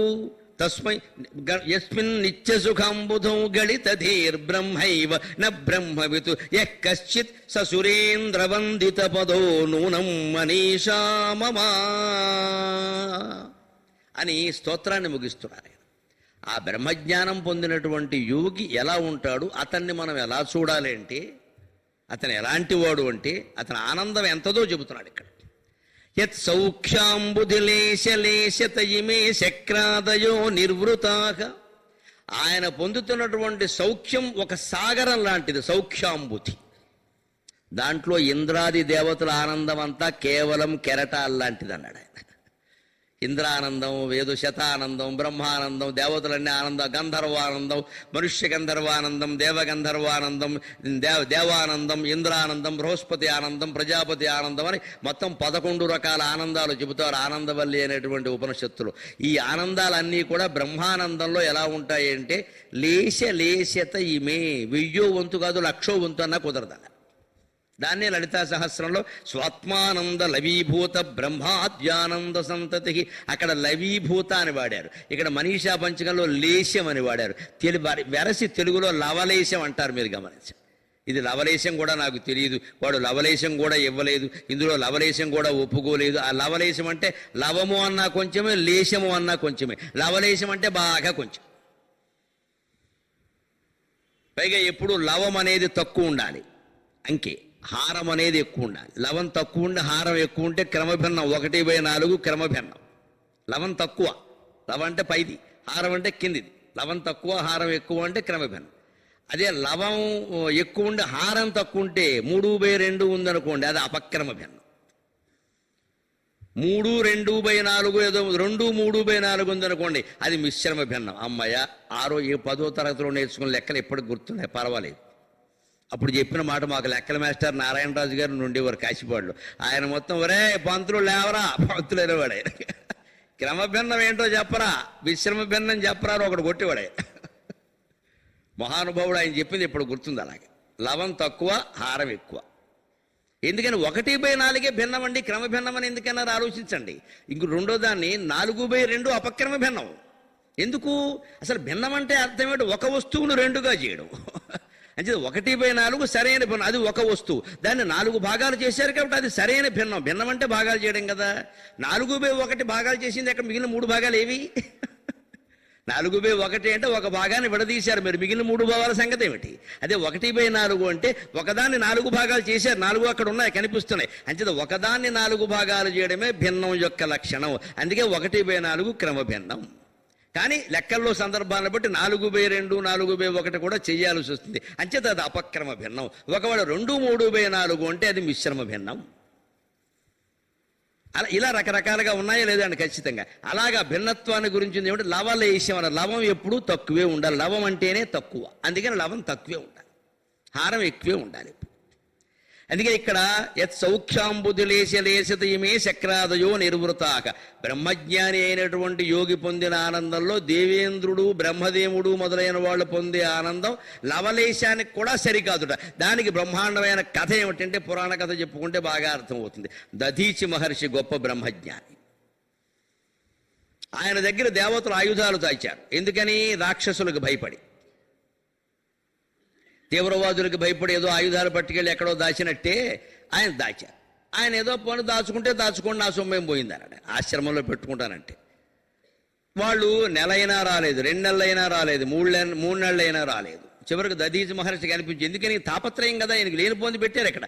ఏవో కత్తులు కటార్లు అన్ని గడ్డపార్లు అన్నీ పెట్టారు ఇక్కడ. ఆయనకి కోపం, ఏ బాధ కలిగింది, ఏమిటి నాకు సంత లేనిపోంది, ఈ వయసులో తపస్సు చేసుకోకుండా ఈ ఆయుధాలు గోల ఏమిటి ఇక్కడ? అస్తమాన పొద్దున్న లేవగానే కత్తులు ఎన్ని, కటారులు ఎన్ని, రంపాలు ఎన్ని అని లెక్క పెట్టేవాడు. ఈయనకి ఇదో కర్మ వచ్చింది. ఇప్పుడు వృద్ధాప్యంలో మరమరాలు అమ్ముకోవడం అని ఇదో కర్మ వచ్చింది ఇక్కడ. కొంతమంది వృద్ధాప్యంలో మేము ఆశ్రమానికి వెళ్ళి సుఖంగా ఉందామని పెడతారండి. వెళ్ళాక స్వామీజీ గారు ఈయన ఏం చేస్తారంటే కిరాణం కొట్లో పెడతాడు. ఇదో పెద్ద దద్దినం ఇది. ఎందుకని? మీరు మంచి నిజాయితీ పనులండి, మీరు లెక్కలు చెబుతారని కిరాణం కొట్లో పెడతాడు. ఆ పేటలో ఒక కిరాణం ఉంటుంది కదా, పెద్దవాళ్ళు ఏదో కొనుక్కు. అక్కడ పాపం ఈయన ఏం చేస్తాడు? జీవితం అంతా నిజాయితీగా బతికాడు. ఆయన గవర్నమెంట్ ఆఫీసర్ అయి ఉండి కూడా ఎక్కడా బల్ల కింద చేయబట్టలేదు. అందుకని పైగా పీఠంలో అసలు ఆ దృష్టి కూడా ఉండదు కదా. అందుకని మరమరాల గింజలు కూడా లెక్కెట్టేస్తాడు ఆయన, అన్నీ ఉన్నాయా లేదా అని. 5 పైసలు 10 పైసలు పావలా లెక్కెట్టేసి స్వామీజీకి సరిగ్గా చెప్పాలి, స్వామీజీకి సరిగ్గా చెప్పాలి. ఈయన జీవితం అంతా భగవన్నామస్మరణ పోయింది, మరమరాలు మిగిలే. ఇంతకంటే ఈయన అక్కడికి వెళ్లకుండా ఇంట్లో కూర్చుంటే జీవితం అంతా హాయిగా మాధవస్మరణ చేసేవాడు, మరమరాల గొడవ లేదు. మనం ఎవరినో ఆశ్రయిస్తే వచ్చే ఇబ్బంది ఇది. వాళ్ళు ఏం చేస్తారు? మనకి ఈ పనులన్నీ అప్పగిస్తారు. అక్కడ ఆశ్రమం అండి, పీఠ నడవాలంటే మీరంటే వాళ్ళు ఈ పనులు దీన్నంతా గురుసేవ అంటారు. పైగా గురుసేవ చేయాలండి ఇక్కడ. అంటే వంట వడ్డన, ముఖ్యంగా ఆడాళ్ళమ్మ నమస్కారం పెట్టుకొడుతున్నా. మీరు పీఠాలకు వెళ్ళారంటే వంట వడ్డన తెలివి మీకు ఇక్కడ ఉంది, అక్కడ వచ్చింది, ఏం తేడా లేదు ఇక్కడ. ఇంకా కనీసం ఇక్కడ మొగుడు పిల్లలు 2 ముగ్గురే ఉన్నారు, అక్కడ 30 మంది చచ్చినట్టు ఇక్కడ అయిపోయింది ఇక్కడ. పైగా సమయానికి వెళ్ళాలి, వాళ్ళందరికీ పట్టాలి. ఈవేళ కొంచెం ఆశ్రమానికి ప్రత్యేక అతిథులు వస్తున్నారమ్మా, గారెలు బాగా మెత్తగా ఉండాలి. గారెలు బాగా మెత్తగా ఉండాలనే కూడా సన్యాసి ఎలా అవుతాడో నాకు అర్థం కాదు. ఇవన్నీ ఇన్స్ట్రక్షన్స్ అండ్ సూచనలు అండి, మొహమాటం లేకుండా. అందుకే గురువుల పేర్లు నేను చెప్పను. అసలు ఆశ్రయించడం తప్పదు, అనవసరం. ఆధ్యాత్మ జ్ఞానం పొందడానికి గురువుల అవసరం ఏమీ లేదు. ఎవరికి వారు పుస్తకాలు చదివి పొందొచ్చు, ప్రమాదం ఏం లేదు. మనకి బద్ధకమే ఆశ్రయిస్తున్నాం అంతే. అందులో ఈ కాలంలో గురువులు ఎవరని చెప్పండి. ఈ పెద్ద మనిషి లాంటి గురువులను చూపించండి, ఆశ్రయిద్దాం, అభ్యంతరం వెళ్ళా. మనకి చెప్పేవన్నీ మరమరాల పనులే. అక్కడేవో రకరకాల అన్ని కట్టేసేసి అక్కడ ఆవు పాలు పిండు అక్కడికి వెళ్ళి పాలు కేంద్రంలో పోయి ప్యాకెట్లు అమ్మి ఆ లెక్కలు చూడమని ఈ డొనేషన్లు నేను వసూలు చేయి ఈ లెక్కలు అయిపోయింది నేను బతికేమైంది ఇంటి దగ్గర కూర్చోవడం మనసి ఈ లెక్కల్లో పడ్డాడు. పైగా ఈయన పరమనిజయితీ పరుడు, శుభ్రంగా చేస్తాడు, మొత్తం జీవితం ఒకటి ధారపోసాడు. ఎక్కడ ధ్యానం చేసుకుందుకు అవకాశం లేదు, లెక్కలు సరిపోయాయి. సరిగ్గా దేవేంద్రుడు అంతే, దేవతలకు రాజై ఉండి కూడా కామరూపం కామగమనం కలిగి ఉండి కూడా ఆయన లేపుడు. ఇప్పుడు దధీచి మహర్షికి ఏం పట్టింది? ఈ ఆయుధాలు ఒప్పుకున్న కారణంగా మరమరాల లెక్కలు వచ్చాయి. అందుకని ఆయన కత్తులున్ని కటారులిన్ని తుపాకులున్ని అని లెక్క పెడితే వాళ్ళు ఆవిడ చూసి మా బాగా అయింది సుఖంగా తపస్సు చేసుకోకుండా దేవతలు తెచ్చిపెట్టారు దద్దరుడు ఊరుకవే గొడవారాడు ఆయన. ఒక్కరోజు ఆయన ఆలోచించాడండి, యోగి ఒళ్ళు మడిపోయింది ఆయనకి. నాకు సంత ఇదేమిటి అని తన మహాతపశ్శక్తిని ఉపయోగించి ఆ ఆయుధాలు మొత్తాన్ని ఆహరించి సూక్ష్మ రూపాల్లోకి మార్చి మింగేశాడు. అది దధీచి మహర్షి, మహానుభావుడు. నిజంగా అంత తపశ్శక్తి కలిగిన మొత్తం మింగేశాడు, వాయు రూపంలోకి మార్చాడు. ఇప్పుడు పదార్థానికి 3 స్థితులు ఉంటాయి, ఘన, ద్రవ, వాయు. ఈ ఘన రూపంలో ఉన్న ఆయుధాన్ని ద్రవ రూపంలోకి మార్చాడు, ద్రవాన్ని ఆవిరి చేసి వాయు రూపంలోకి మార్చాడు, సూక్ష్మ రూపంలో మింగేశాడు. ఒక్క ఉచ్ఛ్వాసతో మొత్తం ఆయుధాలు వెళ్ళిపోయినాయి. అంతటి శక్తి కలిగిన వాడు దధీచి. సరిగ్గా ఈయన కర్మ కొద్దీ ఏమైంది, ఈయన మింగేశాక వాళ్ళు వచ్చేసారు 15 రోజులకి మా ఆయుధాలు ఏమని. ఇదే కర్మ అంటే. సరే ఒప్పుకునేటప్పుడే నాకు ఎందుకు వచ్చింది ఈ తద్దినం పట్టుకుపోమంటే గొడవలు అయిపోయింది. ఈయన ఒప్పుకున్న పాపాన్ని 15 రోజులకు వచ్చాడు, మా ఆయుధాలు మాకేమండి అన్నారు. మీ ఆయుధాలు బంగారంగా మింగేశాను రా అన్నారు. అదేమిటండి ఆయుధాలు మింగేమిటండి, అప్పడాలా అన్నారు. నా దృష్టిలో అప్పడాలేనయ్యా, నాకేం ఉపయోగం లేదు, రోజు లెక్కెట్టుకోలేక వస్తున్నాను నేను ఇక్కడ, నాకు ఎందుకు వచ్చిందని మింగేశాను. అదేమిటి మహర్షి, చాలా రాక్షసులు దాడి చేస్తున్నారు, మాకు చాలా విలువైన ఆయుధాలు, ఎలాగైనా మీరు వాటిని ఇవ్వాలంటే ఆ మహర్షి అండి, అవన్నీ నాలో జీర్ణమైపోయి ఎముకలుగా మారాయ్యా, ఇప్పుడు నా ఎముకలు మీకు దానం చేయడం ఒకటే నేను చేయవలసింది. అందుకని నేను ప్రాణత్యాగానికి నిర్ణయించుకున్నా. నేను ప్రాణత్యాగం చేసిన వెంటనే నా ఎముకలతో మీరు ఆయుధాలు తయారు చేసుకుని రాక్షసుని జయించడని ఆడిన మాట కోసం ప్రాణత్యాగానికి సిద్ధపడ్డ మహర్షి అమ్మ దధీచి మహర్షి, ఈ దేశంలో పుట్టిన మహర్షి.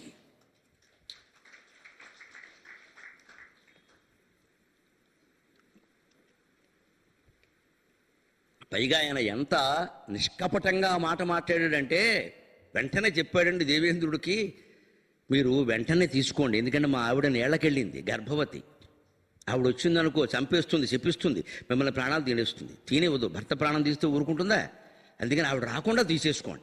ఇదేమి అమాయకత్వం అండి. ఇటువంటి మనుషులు కూడా ఉంటారా? నా దేశంలో ఉన్నారు. ఇవాళ నాకు మత్సు కనపడడం లేదు, ఇటువంటి మనుషులు. ఒక పౌరం కోసం త్యాగం చేసిన చక్రవర్తి నా దేశంలో ఉన్నాడు. ఒక గోవు ప్రాణాలు కాపాడడానికి తన ప్రాణాలు వదిలేసిన దిలీప్ చక్రవర్తి నా దేశంలో ఉన్నాడు. యుద్ధంలో ఓడిపోతానని తెలిసిన కూడా కవచకుండలాల దానం ఇచ్చిన మహారాజు కర్ణుడు నా దేశంలో ఉన్నాడు. ఒక పాము ప్రాణాలు కాపాడడం కోసం శరీరత్యాగానికి సిద్ధపడిన జీమూత వాహనుడు విద్యాధర చక్రవర్తి నా దేశంలో ఉన్నాడు. ఇవాళ ఎవడ ఆస్తి కొట్టేద్దామా అన్న నాయకులు ఉన్నారు నా దేశంలో. ఎవడికి చెప్పుకోవాలి ఈ బాధని? ఎవడు దొరుకుతాడా, ఎవడ ఆస్తి నొక్కేద్దామా? ఆనాటి రాజకీయాలకి ఈనాటి రాజకీయాలకి అంత తేడా ఉంది. కారణం, ఆ రాజులందరూ ఈ మహర్షులను ఆశ్రయించారు. వీళ్ళ దగ్గర ప్రబోధం చేయించుకునేవారు, ఒక్క మాట చెబితే కూర్చుని వినేవారు. అందుకని వాళ్ళు అలా పరిపాలన చేశారు. ఇవాళ మన నాయకులు ఎవరికి వినే ఓపిక లేవండి. అసలు ఏవి పుస్తకాలు చదవరు, ఏవి వినరు. మాకు దండేసి వెళ్ళిపోతారు, ప్రవచనం వినరు.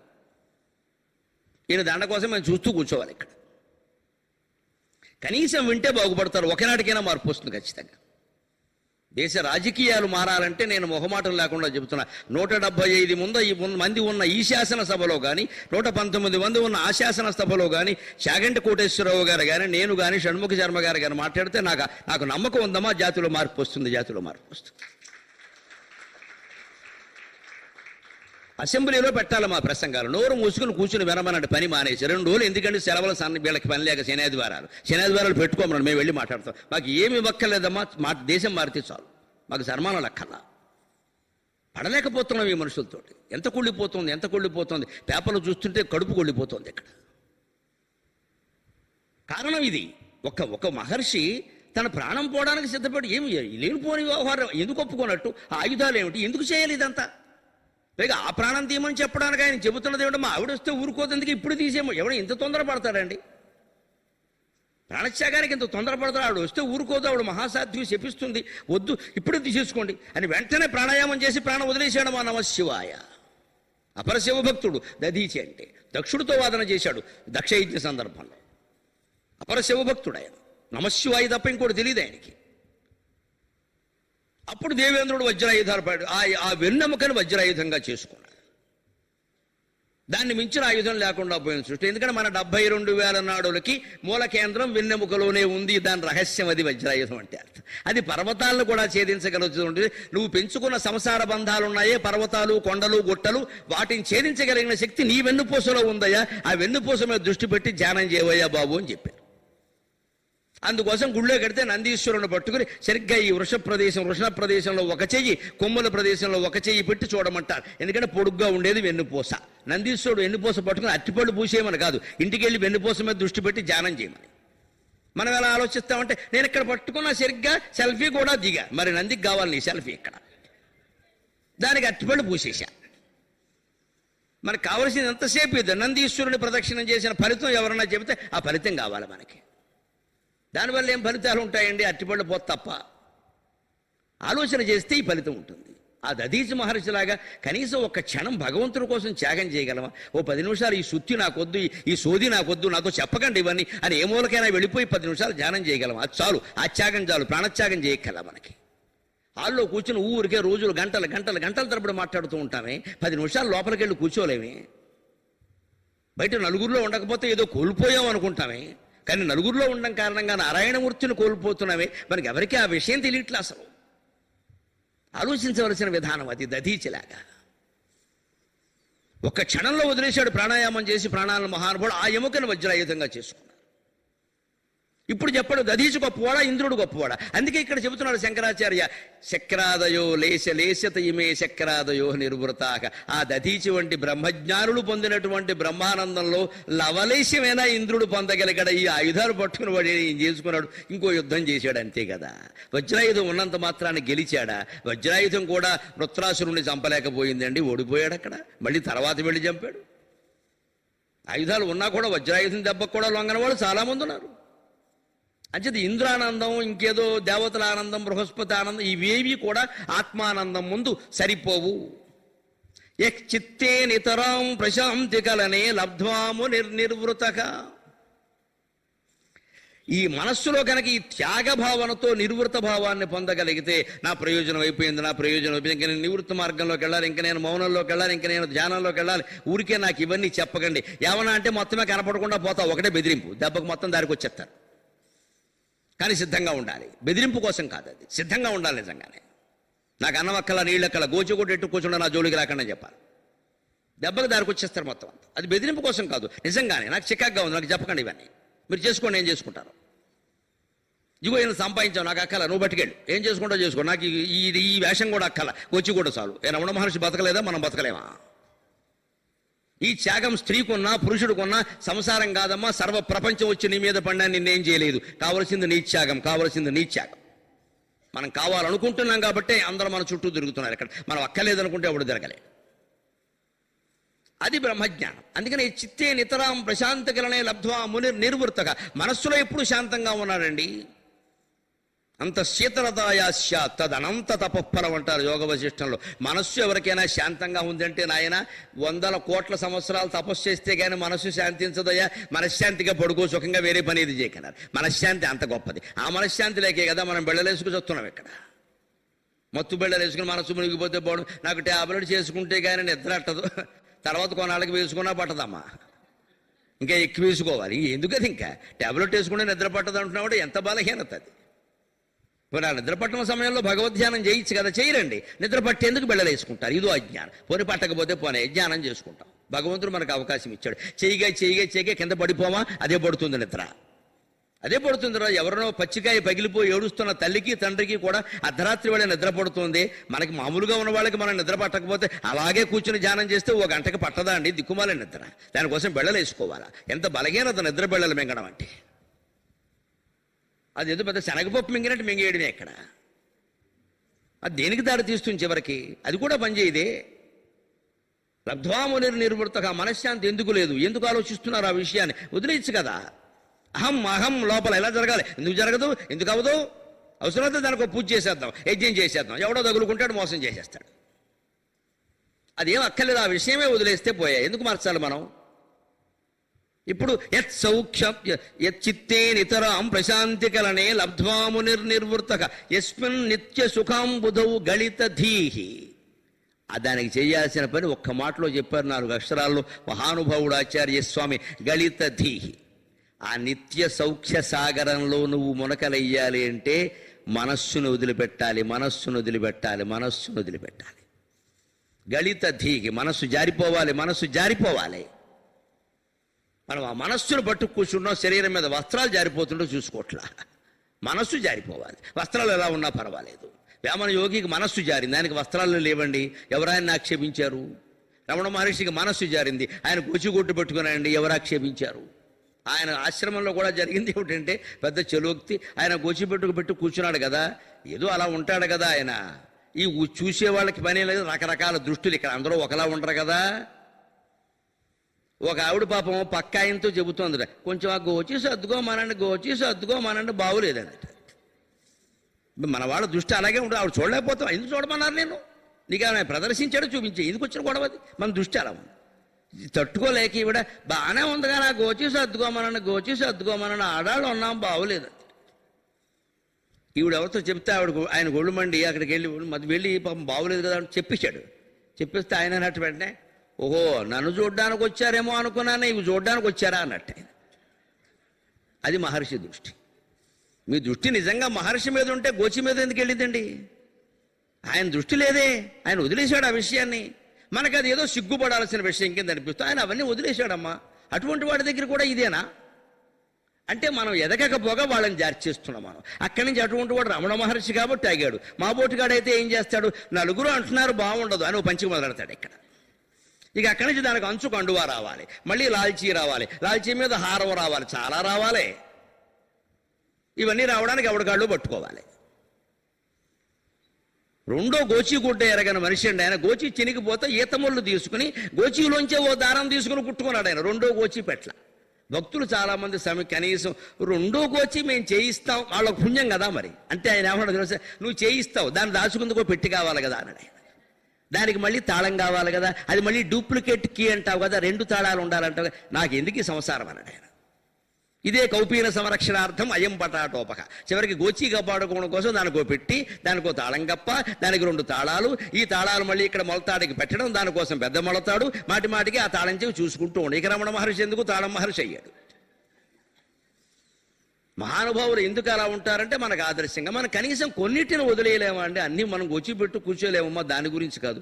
కనీసం కొన్ని వదిలేయలేమా? ఇన్ని భోగాలు అవసరమా? ఇన్ని విలాసాలు అవసరమా? ఇంటి నిండా ఇన్ని సోఫాలు, ఇన్ని కుర్చీలు, ఇంత ఫర్నిచర్ మనకు అవసరమా? ఇన్ని బంధాలు, ఇన్ని తాపత్రయాలు. పెళ్లిళ్ళకి ఒక్కొక్క పెళ్లిళ్ళకి కోట్ల రూపాయలు ఖర్చు పెడుతున్నారండి, లక్షలు కూడా కాదు, కోట్లలోకి వెళ్ళిపోయింది. కేవలం మొన్న ఎక్కడో విన్నాను నేను, పెళ్లి పందిరి అలంకరించడానికి పచ్చి పువ్వులకి 4 లక్షలు అయిందట. ఆ పువ్వులు బెంగళూరు నుంచి తెప్పించారు, 4 లక్షలు. 4 లక్షలతో మొత్తం పెళ్లి చేసేయచ్చు. వేదికని పచ్చి పువ్వులతో అలంకరించారట. బెంగళూరు నుంచి వీడు పచ్చి పువ్వులు అనుకుంటారు, బెంగళూరులో ఎప్పుడు బయలుదేరే పిచ్చి పువ్వులు. వాళ్ళు 4 రోజుల క్రితమే కోసారు వాళ్ళు. పచ్చి పువ్వులు ఎక్కడ పండి? బెంగళూరు నుంచి వచ్చాక. బెంగళూరు నుంచి రావడానికి 2 రోజులు పట్టింది. బెంగళూరులో అంతకుముందే ఓ రోజున కోసారు. ఎంత జ్ఞానం మంది! పాల ప్యాకెట్ మొదలు డేట్ చూసి తాజా అంటాం కానీ ఆ పాలు ఎప్పుడు పోసారో నీకేం తెలుసమ్మా, డేట్ అప్పుడు వేశారు కానీ. అదేవాడు చెబుతాడు ఖచ్చితంగా. ఇదే మన ఆలోచన. దీనికోసం ఇప్పుడు పచ్చి పువ్వులు లేకుండా ప్లాస్టిక్ పువ్వులు లేకపోతే మామూలు పువ్వులు ఏవో ఉంటే పెళ్ళికూతురు పెళ్ళికూడు కాపురం చేయరా? వాడు పువ్వులు చూసుకుంటూ కూర్చుంటారా? ఇంతంత ఖర్చు పెట్టేస్తున్నాం, దానికోసం అక్రమంగా సంపాదిస్తున్నాం. పైగా లేకపోతే మామూలుగా 2 పిల్లలకి అన్ని కార్యక్రమాలు నిర్వర్తించడానికి ఇంత సంపాదన ఎవరికి అవసరం లేదండి. ఇన్ని 100 కోట్లు అవసరం లేదమ్మా. ఇవాళ ఎంత పెరిగాయి అనుకున్నా 3-4 కోట్లు ఆస్తి పెరిగిన తర్వాత ఆపేయచ్చు, ఇంకా నాకు అక్కర్లేదు, చాలు, అంతకంటే అక్కర్లేదు. 30, 40, 300 కోట్లైనా సరిపోవట్లేదే. మనకి ఎప్పుడు అర్థమవుతుంది వేదాంతం? ఎందుకు అర్థమవుతుంది? ఇది తాపత్రయాలు వదిలించుకోవడం అంటే ఇది తాపత్రయం లెక్క. అందుకని స బ్రహ్మైవన బ్రహ్మవితు గళిత దీగా మనస్సు జారిపోవాలి, మనస్సు జారిపోవాలి. అప్పుడు మనస్సు ఒకటే తప్ప అన్ని జారి చేస్తున్నాం మనం ఇక్కడ. మనసు జారిపోయిన వాడికి ఒంటి మీద ఏం జారింది ఏముందనే కాంక్షే ఉండదు అసలు. దేనికి ఆలోచించదు. దీని నిసర్గదత్త మహారాజ్ చెబుతాడు మరొక గొప్ప మాట.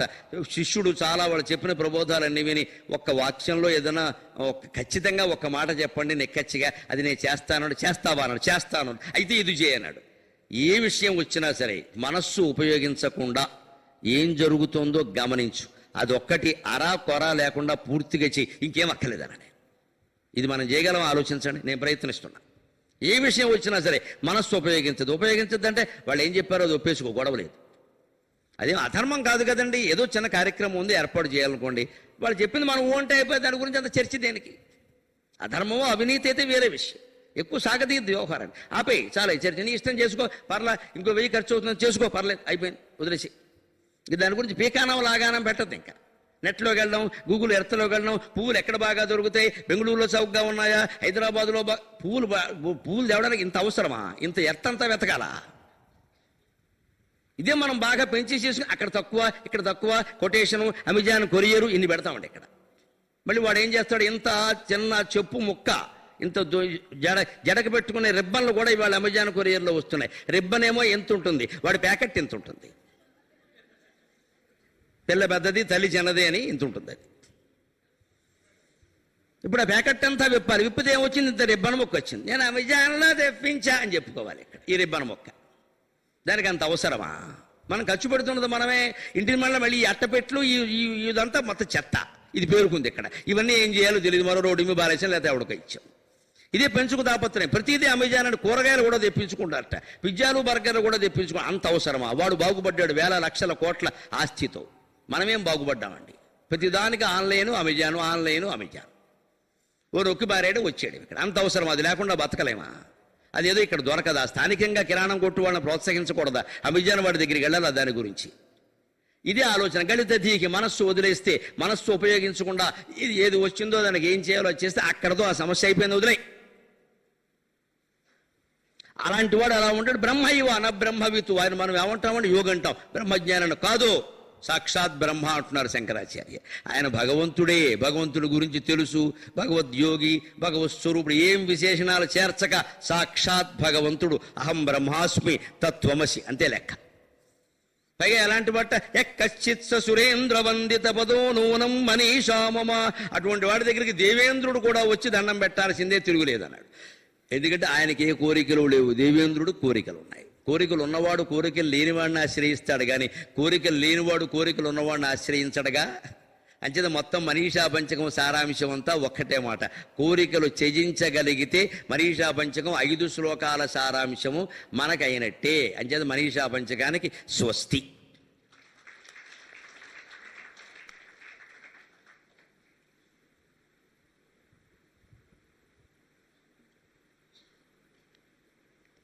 ఇప్పుడు మాట ప్రకారం ప్రశ్నోత్తర రత్నమాలిక మొదలు పెట్టేద్దాం. శ్రమైనా సరే కనీసం అరగంట సేపు చెబుతాను, లేకపోతే రేపటి ప్రణాళిక తమలదు. ప్రశ్నోత్తర రత్నమాలిక అని పేరు పెట్టారు శంకరాచార్య. రత్నమాలిక అంటే రత్నాలతో తయారు చేసిన హారం. అంచేత ఈ ప్రశ్నలు జవాబులు, వీటికి చెప్పిన సమాధానాలన్నీ రత్నాలే. కాకపోతే రత్నాన్ని వెతుక్కుంటూ జనం వెళ్ళాలి, కానీ జనాన్ని వెతుక్కుంటూ ఎప్పుడూ రత్నం రాదు. కాళిదాసు చెబుతాడు కుమార సంభవంలో, నా రత్నం అన్విష్యతి మృగ్యతేహి తత్ అంటే. రత్నాన్ని వెతుక్కుంటూ మనం వెళ్ళాలి, కానీ మనం వెతుక్కుంటూ రత్నం కాదు కదా. కానీ మీరెంత అదృష్టవంతులు, నేనెంత అదృష్టవంతుడు అంటే మనల్ని వెతుక్కుంటూ శంకరాచార్య రత్నమాలిక మన దగ్గరికి వచ్చింది. ప్రశ్నోత్తర రత్నమాలిక అంటే మనం దాని దగ్గరికి వెళ్ళక్కల, మన దగ్గరికే అది వచ్చింది. అందుకని దాని మహిమ ఏమిటో, దాని పట్ల ఆసక్తి కలగడం కోసం దాని గొప్పతనం ఏమిటో మొదటి శ్లోకంలోనే చెబుతున్నారు. కక్కలునాలంక్రియతే దృష్టాదృష్టార్థ సాధన పటీయాన్.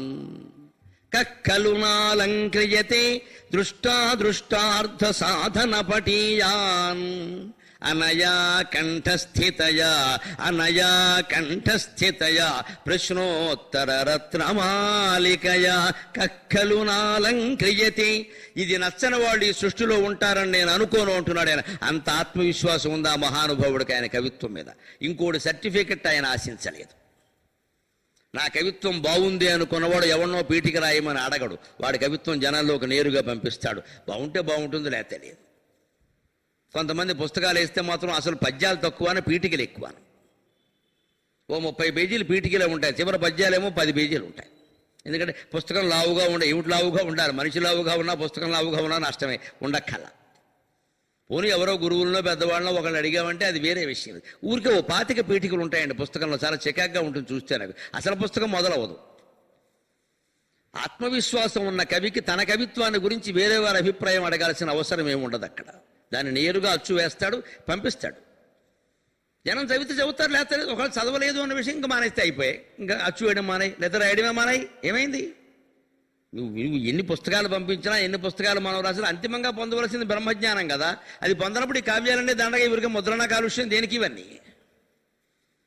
అందుకే ఆయన ఈ రత్నమాలిక ఎటువంటిదంటే అనయా కంఠస్థితయా. దీని కనుక మీరు కంఠంలో ధరిస్తే రత్నహారంలాగా ప్రశ్నోత్తర రత్నమాలిక ఏమవుతుంది అంటే దృష్ట అదృష్ట అర్ధ సాధన పటీయ. కనిపించేటువంటి ఈ లోకంలో ఉండేటువంటి సమస్యలకి సంబంధించిన పరిష్కారాలు, అలాగే అదృష్ట ఆముష్మికం పరలోకానికి సంబంధించిన గతులు, అక్కడ మనం వెళ్ళాక ఏం జరుగుతుంది, ఎలా ఉంటాం, వాటిని ఎలా ఆ మార్గాన్ని కూడా ముందే నిర్మాణం చేసుకోవడం ఎలాగా అనే విషయాలు. దృష్ట అదృష్ట. దృష్ట అంటే మనకు కనిపిస్తున్న ఈ లోకం, అదృష్ట అంటే పరలోకం.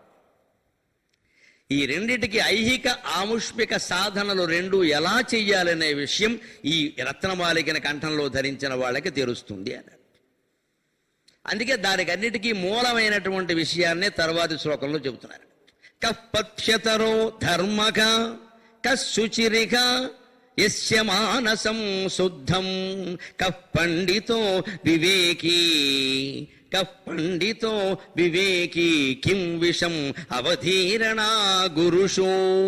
ఇవన్నీ ధర్మరాజు భారతంలో అరణ్య పర్వంలో యక్ష ప్రశ్నల్లా ఉంటాయి ఈ శ్లోకాలు. ముందు ప్రశ్న ఉంటుంది, తర్వాత సమాధానం. ప్రశ్న సమాధానం రెండూ కలిపి ఒకే శ్లోకంలో ఇమిడించారని. అందుకే ప్రశ్న ఉత్తర రత్నమాలిక అన్నారు. ప్రశ్నకి ప్రశ్న, ఉత్తరం అంటే జవాబు. ప్రశ్నలు ఉత్తరాలు రెండూ కలిపి తయారు చేసినటువంటి అందమైన రత్నమాలయ్య. దీన్ని ధరించావంటే నీకు అన్ని విషయాలు తెలుస్తాయి. అందులో మొదటగా ఏం చెబుతున్నారండి? కపక్షతరక. మనిషికి జీవితం అంతా మేలు చేసేది ఏది?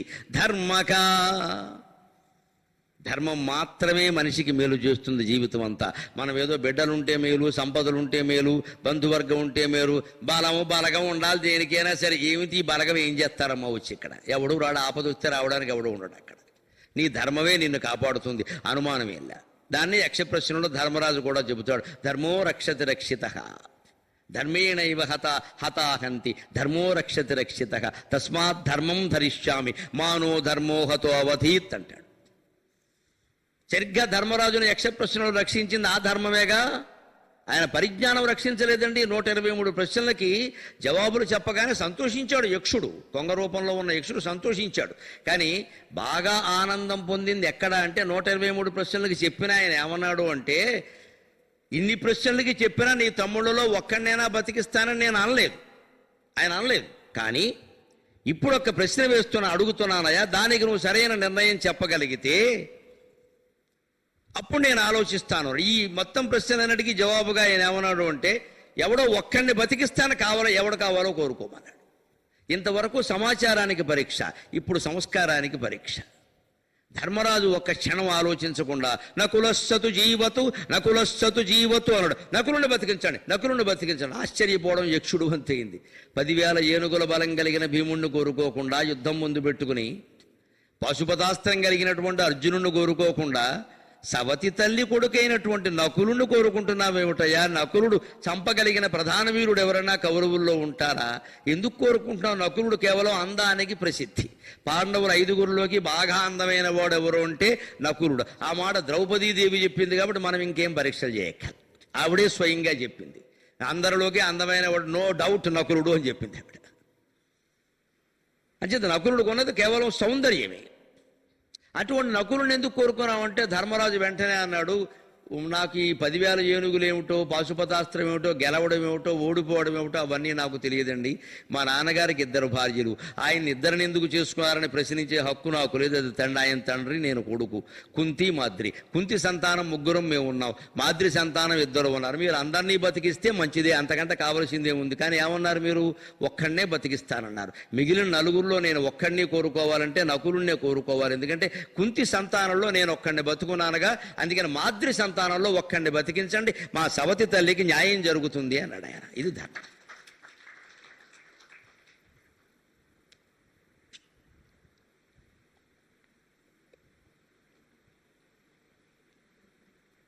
సవతి తల్లికి న్యాయం చేసే స్థితిలో ధర్మరాజు ఉన్నాడు. అదే ధర్మరాజు పుట్టిన దేశంలో పుట్టి మనం కన్న తల్లికే అన్యాయం చేస్తాం. కన్న తల్లికే అన్యాయం చేస్తాం. కన్న తల్లిదండ్రులకే ఈ మధ్య ఇంకా జరుగుతున్నది ఏమిటో చూసా, మన పత్రికలు చూసి ఆశ్చర్యపోయా. వృద్ధులకి వివాహాలు చేస్తున్నారమ్మా, విచిత్రమైన సంప్రదాయం వస్తుంది. ఏమైపోతుందో తెలియదు సమాజం. వృద్ధులకి వివాహాలు చేస్తున్నారు, తోడు నీడాని తోడు మొదలెట్టారు ఇక్కడ. 70 ఏళ్ళ ఆవిడకి తోడు అవసరమా అండి? ఆలోచించండి. భర్త పోయాడమ్మా, 60 ఏళ్ళు, తోడు అవసరమా? అప్పుడైనా ఏకాంతంగా ఉండలేరా? భగవద్ధ్యానం చేయలేరా? పైగా ఎవరట ఇలాగే భార్యపోయిన వాటి. ఇదేమిటిది? నీకు నీ వారు లేరు, నాకు నీ వారు లేని వీరిద్దరునా? దీన్నే అధిక మాసం తద్దినం అంటారు. సరే, ఇప్పటికే ఏర్పడిందో పనికి మాలిన బంధం అయితే ఏదో అయిపోయింది, ఆ గొడవ వదిలేయకుండా ఇంకా పిల్లల్ని వాళ్ళ పలు వాళ్ళు చేసుకోమని ఈయన ఒక్కడో లేకపోతే ఈవిడ ఒక్కతో ఏదో ఓ ముద్ద తింటూ సుఖంగా గడిపేయకుండా మళ్ళీ కొత్త జోడోడు కావాలి. ఇక్కడ 30 ఏళ్ళ 35 ఏళ్ళ 60 ఏళ్ళకి జరుగుతున్నాయండి మన పత్రికల్లో వచ్చే. దాన్ని పెద్ద గొప్ప విషయంగా చెబుతున్నారు. దాన్ని సమాజంలో వాతావరణం చూడండి. పైగా ఎవరు చేస్తున్నారు? వీరి పిల్లలు వారి పిల్లలు ఎందుకు చేస్తున్నారో ఆలోచించండి దయచేసి. వారు చూడాల్సిన అవసరం లేకుండా మళ్ళీ మీ ఏడుపు మీరు ఏడవండి. నమశివాయ. ఎంత గొప్ప సంతానం పుట్టారండి కలియుగంలో. ఇప్పుడు ఇన్నేళ్ళు అయిన తర్వాత 60 ఏళ్ళకి ఈ పెద్ద మనిషి చచ్చిపోతే 55 ఏళ్ళ ఆవిడికి తల్లికి పెళ్లి చేస్తాడా వీడు? మా అమ్మకి పెళ్ళేని దానికి ఆవిడ ఒప్పుకోవడమా? లేదా తండ్రికి ఏమో 70-60 ఏళ్ళు వచ్చాక భార్య అయిపోతే ఈయనకి కొత్తగా ఎవరో చూసి పెళ్లి చేస్తాడా? వాళ్ళు కలుస్తాయా మనస్సులు? ఇంక శరీరాల సంగతి చెప్పక్కర్లేదు. ఇంకా చావుగాలానికి లావు దుఃఖం అని. దీన్నే సామెత తెలుగులో చావుగాలానికి లావు దుఃఖం అంటారు. 60 ఏళ్ళు 70 ఏళ్ళు వచ్చాయి, భార్యో భర్తో పోయారు, దురదృష్టం, ఎవరు కోరుకోరు, జరిగింది. ఇంక వదిలేయాలి ఆ విషయాన్ని. ఇంక ఏకాంతంగా అదో పెద్ద వరం అనుకోవద్దు, శాపం అనుకోవద్దు, ఏమి వద్దు, అదొక పరిణామం. సరే, నిర్వృత అంటే అదొక పరిణామం అంతే. దాన్ని మనం భరించడమే, అదొక పరిణామం. ప్రారంధం జరిగింది. పోయిన వాళ్ళు ఎప్పుడు మంచివాళ్లే, ఉన్నవాళ్ళు పోయిన వాళ్ళ తీపి గుర్తులు, అంతే లెక్క. అయిపోయింది. ఓ ఫోటో పెట్టి దండ వేసి ఏదో తిది పెట్టి ఆవిడ పేరు మీద ఏమైనా కార్యక్రమం చేయదలుచుకుంటే చెయ్యి, ఆయనైనా అంతే. మిగిలిన సమయం అంతా శుభ్రంగా దేవాలయానికి వెళ్ళి దీపం పట్టుకుని ఏదో ధ్యానం చేసుకుని అలా గడిపించి కదండి. మళ్ళీ ఇప్పుడు ఎందుకంటే సావుకారంగా లావు దుఃఖం అని ఇంకో దీనికి తోడు నీయడానికి ఒక సంస్థ ఏకంగా వీళ్ళని కలపడానికి. మళ్ళీ పిల్లలు చేస్తున్నారు పెళ్ళిళ్ళు, వాళ్ళు సహృదయం అంటే వాళ్ళకి ఎందుకు? ఏ సహృదయం ఏం లేదమ్మా ఇందులో. ఇంకా మేము చూడం మిమ్మల్ని, మీరు పడండి. రేపు పొద్దున వీళ్ళకి ఏమైనా ఆస్తులు ఉంటే ఎంత గొడవ అయిపోతాయండి. నీ పిల్లలు నా పిల్లలు అనేది తేడా రాదా? పైగా వీళ్ళ బాధ్యత రేపు పొద్దున ఇందులో మళ్ళీ ఎవరైనా పోయారు మళ్ళీ 3వ పెళ్లి చేస్తారా? కర్మ త్రైమాసిక దద్దినంలాగా ఎన్ని చేస్తారు ఇలాగా? అసలు ఈ ఆలోచన ఎలా వస్తుందండి మనుషులకి? కలియుగంలో అన్ని న్యాయాలు అయిపోతున్నాయండి విచిత్రంగా. అన్ని న్యాయాలే. ఏదైనా మధ్య మానవత్వం. ఇది మానవత్వమా? ఇన్నేళ్ళు జీవితం తర్వాత అయినా ఒంటరిగా బతకడం అనేది అలవాటు అవ్వలేదా? ఒంటరిగా ఉండలేరా? ఇంకా ఈ తుంటరితనం కావాలా? తోడు నీడ దూడ పేడ అంటున్నాం. ఏమైపోయింది ఆ నీడ లేకపోతే? ఇదండి మనం ఆలోచించాల్సింది. ధర్మం ఎన్ని రకాలుగా పరిణమిస్తుందో చూడు. కన్న తల్లికి ఎంజాయం చేసే రోజుల్లో ధర్మరాజు కొద్ది రోజుల క్రితం చేసిన పని ఏమిటంటే సవతి తల్లికి న్యాయం చేశాడు. ఆయన కూడా ఆవిడ చనిపోయింది, ఆవిడ కొడుకును బతికించండి. ఇప్పుడు ధర్మం యొక్క ప్రాధాన్యం చెప్పగానే జీవితం అంతా మనకి మేలు చేసేది ధర్మమే. ఆ మాటల్లో భారతంలో అరణ్య పర్వంలో వ్యాసుడు రాసిన మాట ధర్మో రక్షతి రక్షితః. అది ఎంత పెద్ద హిందూ ధర్మానికి సంబంధించి ఎంత పెద్ద సూక్తి అయిపోయిందో ఇవాళ అందరికీ తెలుసు. అది వ్యాసుని మాట, ధర్మో రక్షతి రక్షిత. అందుకని కపథ్యతరో ధర్మక, జీవితాంతం నీకు మేలు చేసేది ఏదంటే ధర్మక. కశుచిరిక, ఏది నిజమైన శౌచం అంటే శుభ్రత. కాళ్ళు చేతులు కడుక్కోవడం, స్నానం చేయడం, ఇవన్నీ శౌచమేనండి, కాదని ఎవరు అనరు. శారీరక శుభ్రత తప్పనిసరిగా పాటించాలి, అందులో ఏమి తిరుగులేదు. ఆరోగ్యం దెబ్బతింటే పక్కవాళ్ళు ఇబ్బంది పడతారు. కానీ అంతకంటే గొప్పది యస్య మానసం శుద్ధం, మనస్సు పవిత్రంగా ఉందా లేదా, దురాలోచనలు ఆ మనస్సులో ప్రవేశిస్తున్నాయా అని ఎప్పటికప్పుడు పరిశీలించుకోవాలి. ఆ పరిశీలన కూడా కంటే గొప్ప విషయం ఏంటంటే మహానుభావుడు జిడ్డు కృష్ణమూర్తి గారు చెబుతారు, వచ్చిన ఆలోచన వచ్చినట్టు తుంచేలేవా అన్నాడు.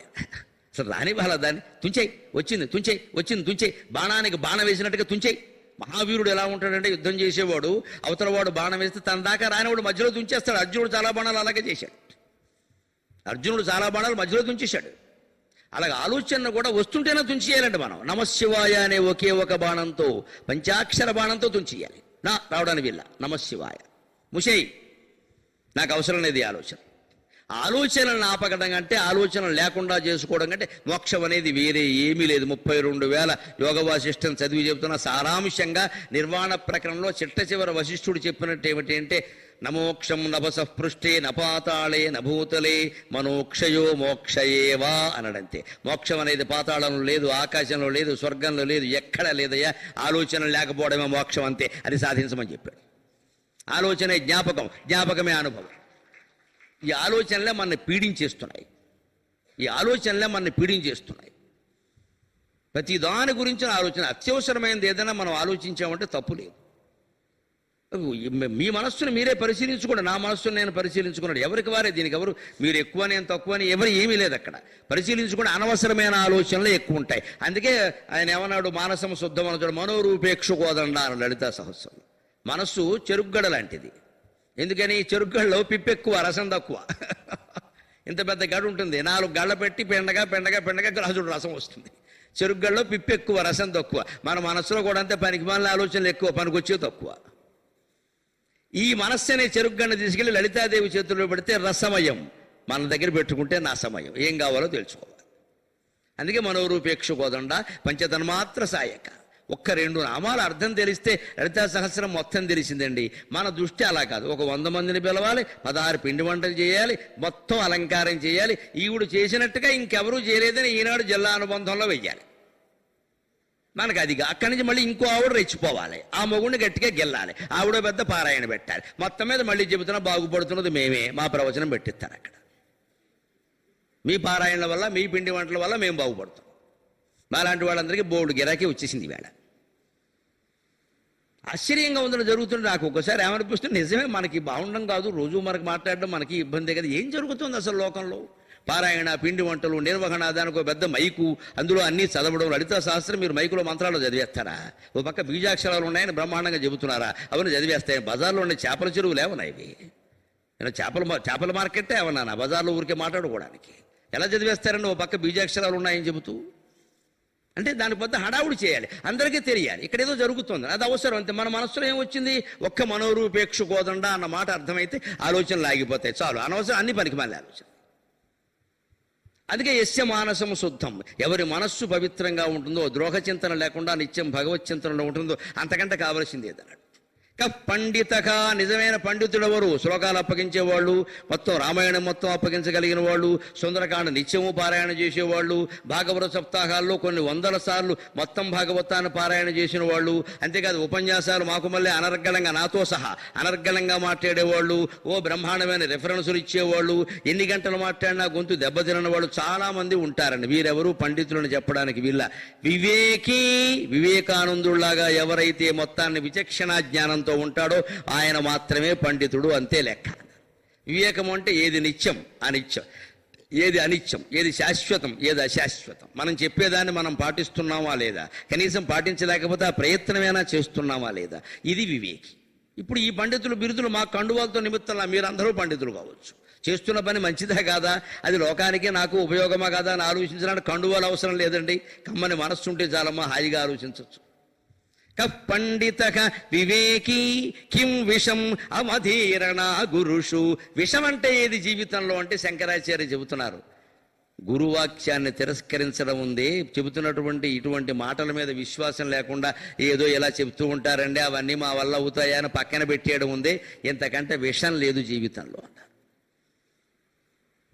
గురువాక్యము అనగానే గురువు ఏది చెబితే ఏది అనుకోకుండా, దయచేసి జ్ఞాన మార్గంలోనే ఉండాలి మనమంతా కూడా. కర్మ మార్గాన్ని ఉపదేశిస్తారు కొంతమంది, నేను చెబుతాను, దానికేముంది. కానీ అది ఎప్పుడు పక్క నుంచి వ్యవహారమేది, పక్క నుంచి వ్యవహారం, దాని కర్మ రహస్యాన్ని తెలుసుకుంటూనే ఉండాలి. మనం సనస్సు జాతీయంలో చెప్పుకున్నాం. ఆయుర్వేదంలో కషాయం తయారు చేసినట్టుగా ఎప్పటికప్పుడు కర్మ పరిపక్వత పొందుతోందా లేదా, దీని రహస్యం అది, దీని అంతరార్థం. ఇందాక చెప్పుకున్నాం కదా, మర్రి చెట్టు రావి చెట్టు చుట్టూ తిరిగారు. ఎందుకు తిరగమన్నారు అని అడగారు, కానీ తిరిగితే కోరికలు తీయడం ఏంటండి? కోరికలకి రావి చెట్టుకి సంబంధం ఏమిటి అసలు? దానివల్ల ఏమవుతాయి? రావి చెట్టు చుట్టూ దిమ్మ కట్టడం వల్ల ఏం జరుగుతుందో గమనించండి. తెలుసా, రావి చెట్టుకి నీళ్లు అందాలి, అవి సరిగ్గా ఉండాలని దిమ్మ కట్టకూడదు. ఆకుల మీద నీళ్ళు, కురిసిన నీళ్లు ఆకుల మీద ఉంటాయి, ఆకుల నుంచి కిందికి జారుతాయి, కిందికి జారిన నీళ్లు దూరంగా పడతాయి, అవి మళ్ళీ కింద నుంచి భూమార్గం ద్వారా లోపలికి వెడతాయి, వేడుకంతే. మీరు దిమ్మ కట్టేశారనుకోండి, ఆ నీళ్ళు వెళ్ళే అవకాశం లేదు, దిమ్మ మీద పడతాయి, కూర్చున్నవాడు బురద అడుస్తుంది. అంటే చెట్టు చుట్టూ దిమ్మ అనేది కొన్ని రకాల ఊళ్ళో పంచాయతీ గద్దెలను కొన్ని ఉంటాయి, రచ్చబండ అంటారు, అటువంటి చోట మాత్రమే కడతారు, ఆ ఊరు మధ్యలో ఉన్న చెట్టు కాబట్టి. అంతేగాని బయట ఎక్కడో ఉన్న వాటికి మనం పుణ్యం కదా అని గద్దెలు కట్టాక ఎందుకంటే గద్దె కట్టారని దీపాలు పెట్టారు కండి. ఎందుకు పెట్టమన్నారు దీపాలు? అసలు అవసరం ఏమిటి? రావి చెట్టుకు దీపంతో పని ఏమిటి? జ్ఞానదీపాన్ని మన గుండెల్లో పెట్టుకోవడం మానేసి అన్ని చోట్ల దీపాలు పెడుతున్నాం. మనం ఒకరిని చూసి ఒకళ్ళు బాగా నేర్చుకున్నారు. మొత్తం ప్రతి ఊళ్ళో కోటి దీపాలే, ఇక ఒక చోట కాదు. ఇంకా హైదరాబాద్లో మొదలెట్టారు, మొత్తం వ్యాపించేసింది. అన్ని టీవీల వాళ్ళు కోటి దీపాలు, అన్ని చోట్ల కోటి దీపాలు. మళ్ళీ చెబుతున్నా, బాగుపడుతున్నది మేమే. తెగ పిలుస్తున్నారు ఇక్కడ. మీరు రండి, దీపం గురించి చెప్పండి అంతే, పాపం గురించి చెప్పకూడదు, దీపం గురించి చెప్పాలి. దీపాలు పెడితే పాపాలు పోతాయని చెప్పాలి. ఈ వ్యాపారమే నచ్చగే ఎడుతున్నాం మనస్సులో, ఇక్కడ వెళ్ళలేక. ఇక్కడ ఇదే కదా చెప్పమనేది ఎంతసేపు, జ్ఞానం ఎవడికి అక్కర్లా. కానీ శంకరాచార్య చెబుతున్నది ఇవనేమి ఉపయోగం ఏం లేదయ్యా. అవధీరణ గురువాక్యం అంటే అజ్ఞాన మార్గంలో నడవడం కాదు, జ్ఞాన మార్గంలో వెళ్ళాలి. నేనెవరు అని ఆలోచించాలి. మనస్సులో వచ్చే ప్రతి ఆలోచనని పుటం పెట్టినట్టు పరీక్ష పెట్టి తోసిపారేయాలి పక్కకి. ఈ ఆలోచన నాకెందుకు, ఈ ఆలోచనకి తోసేయి. అప్పుడు వాడు నిజమైనటువంటి జ్ఞానాన్ని పొందగలుగుతాడు. ఇంకో మాట చెబుతున్నాడు, ఈవేళ అనేక రకాల ప్రేమ కలాపాలు వ్యవహారాలు జరుగుతున్నాయి కదా, ఆ సాంగత్యం ఎంత దోషమో చెబుతున్నారు శంకరాచార్య. కొన్ని 100 ఏళ్ల క్రితం, 1200 ఏళ్ల క్రితం పుట్టినటువంటి మహానుభావుడు. మదిరేవ మోహజనక స్నేహక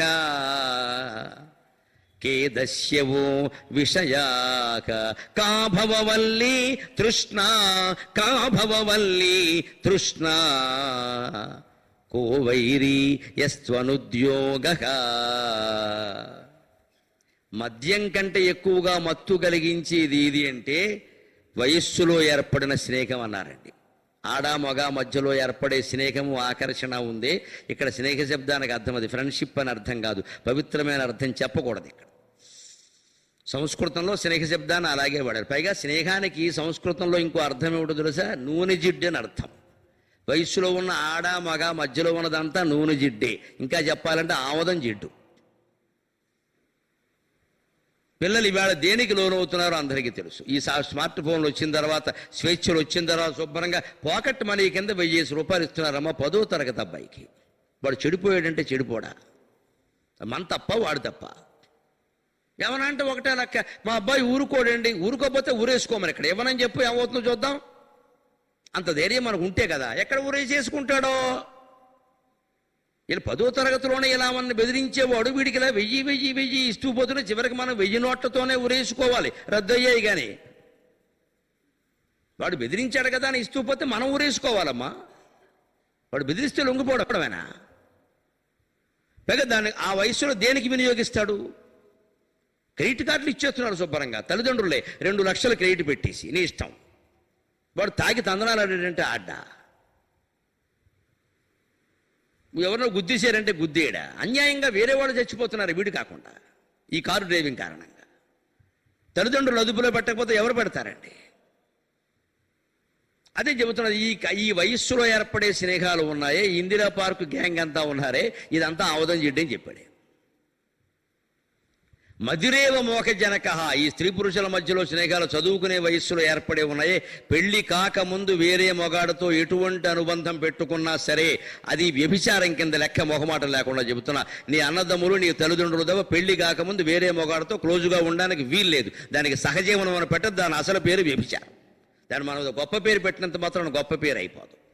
పైగా కొంతమంది చేసే వ్యాఖ్యానాలు ఏమిటంటే పెద్దవాళ్లే, ఆ మాత్రం ఆడపిల్లలకి మగాళ్ళంటే బెరుకు భయము లేకుండా ఉండాలి అంటే ఈ ముందే ఇలా ఉండాలంటే బెరుకు భయం ఏమిటమ్మా? ఇవాళ ఏమీ లేవు అసలు.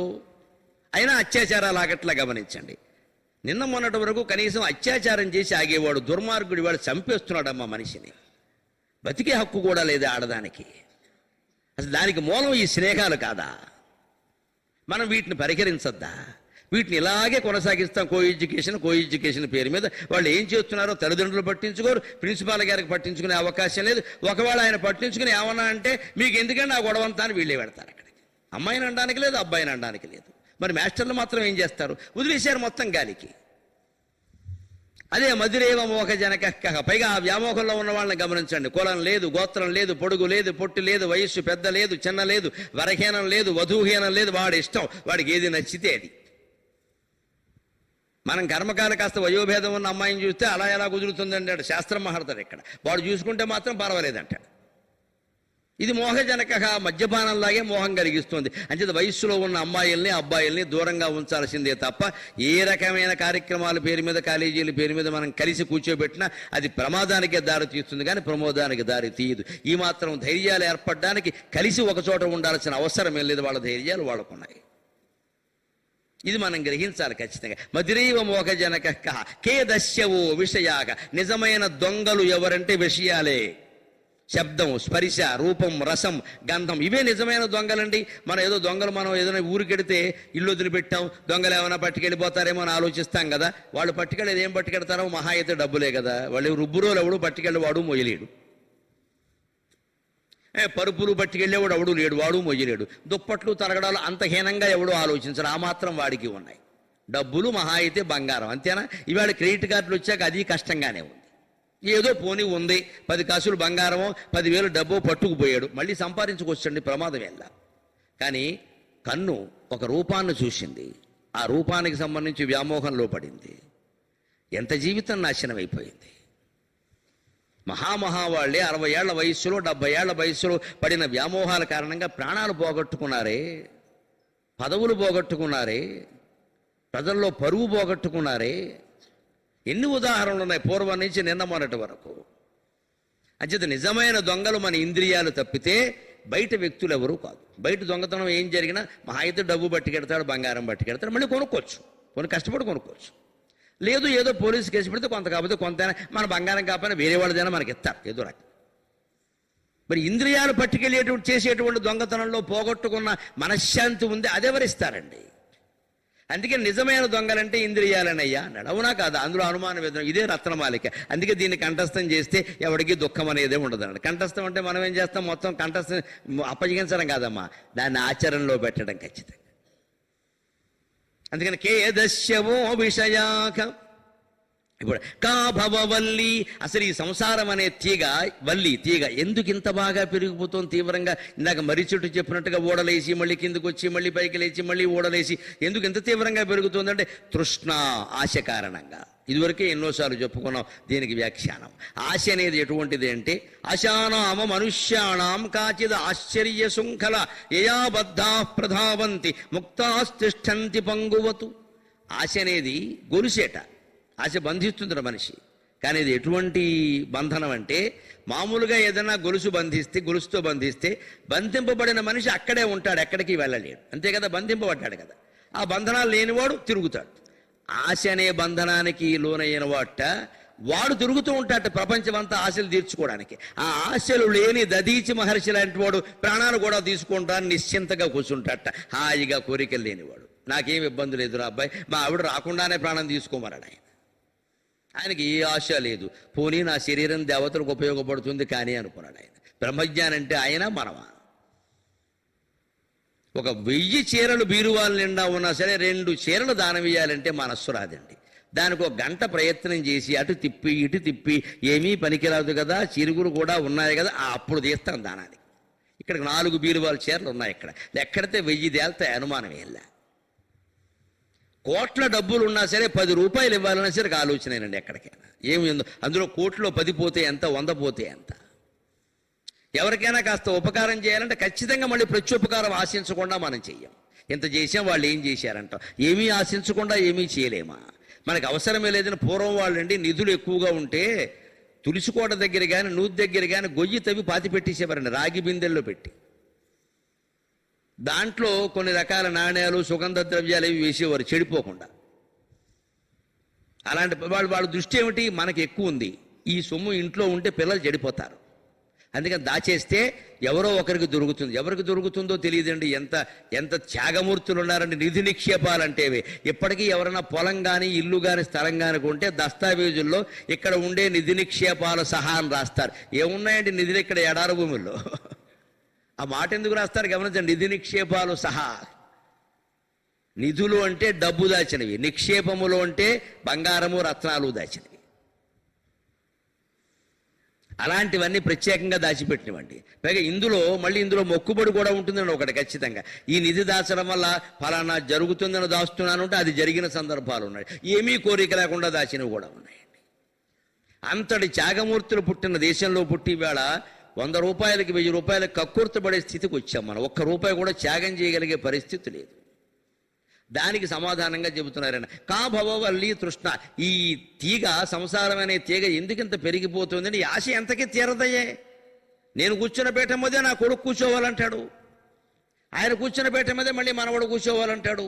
ఇదివరకు ప్రాంతీయ పార్టీలు ఉండేవి, లేవు. ఇప్పుడు కులం పార్టీలు వచ్చాయి. అందులో కూడా దారుణం, కుటుంబ పార్టీలు వచ్చాయి.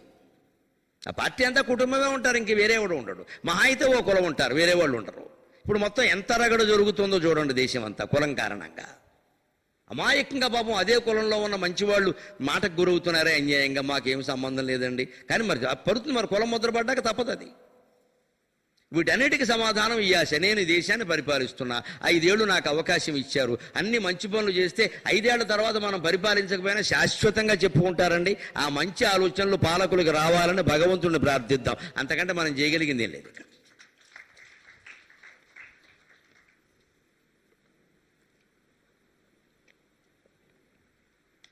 10 నిమిషాలు పర్వాలేదా?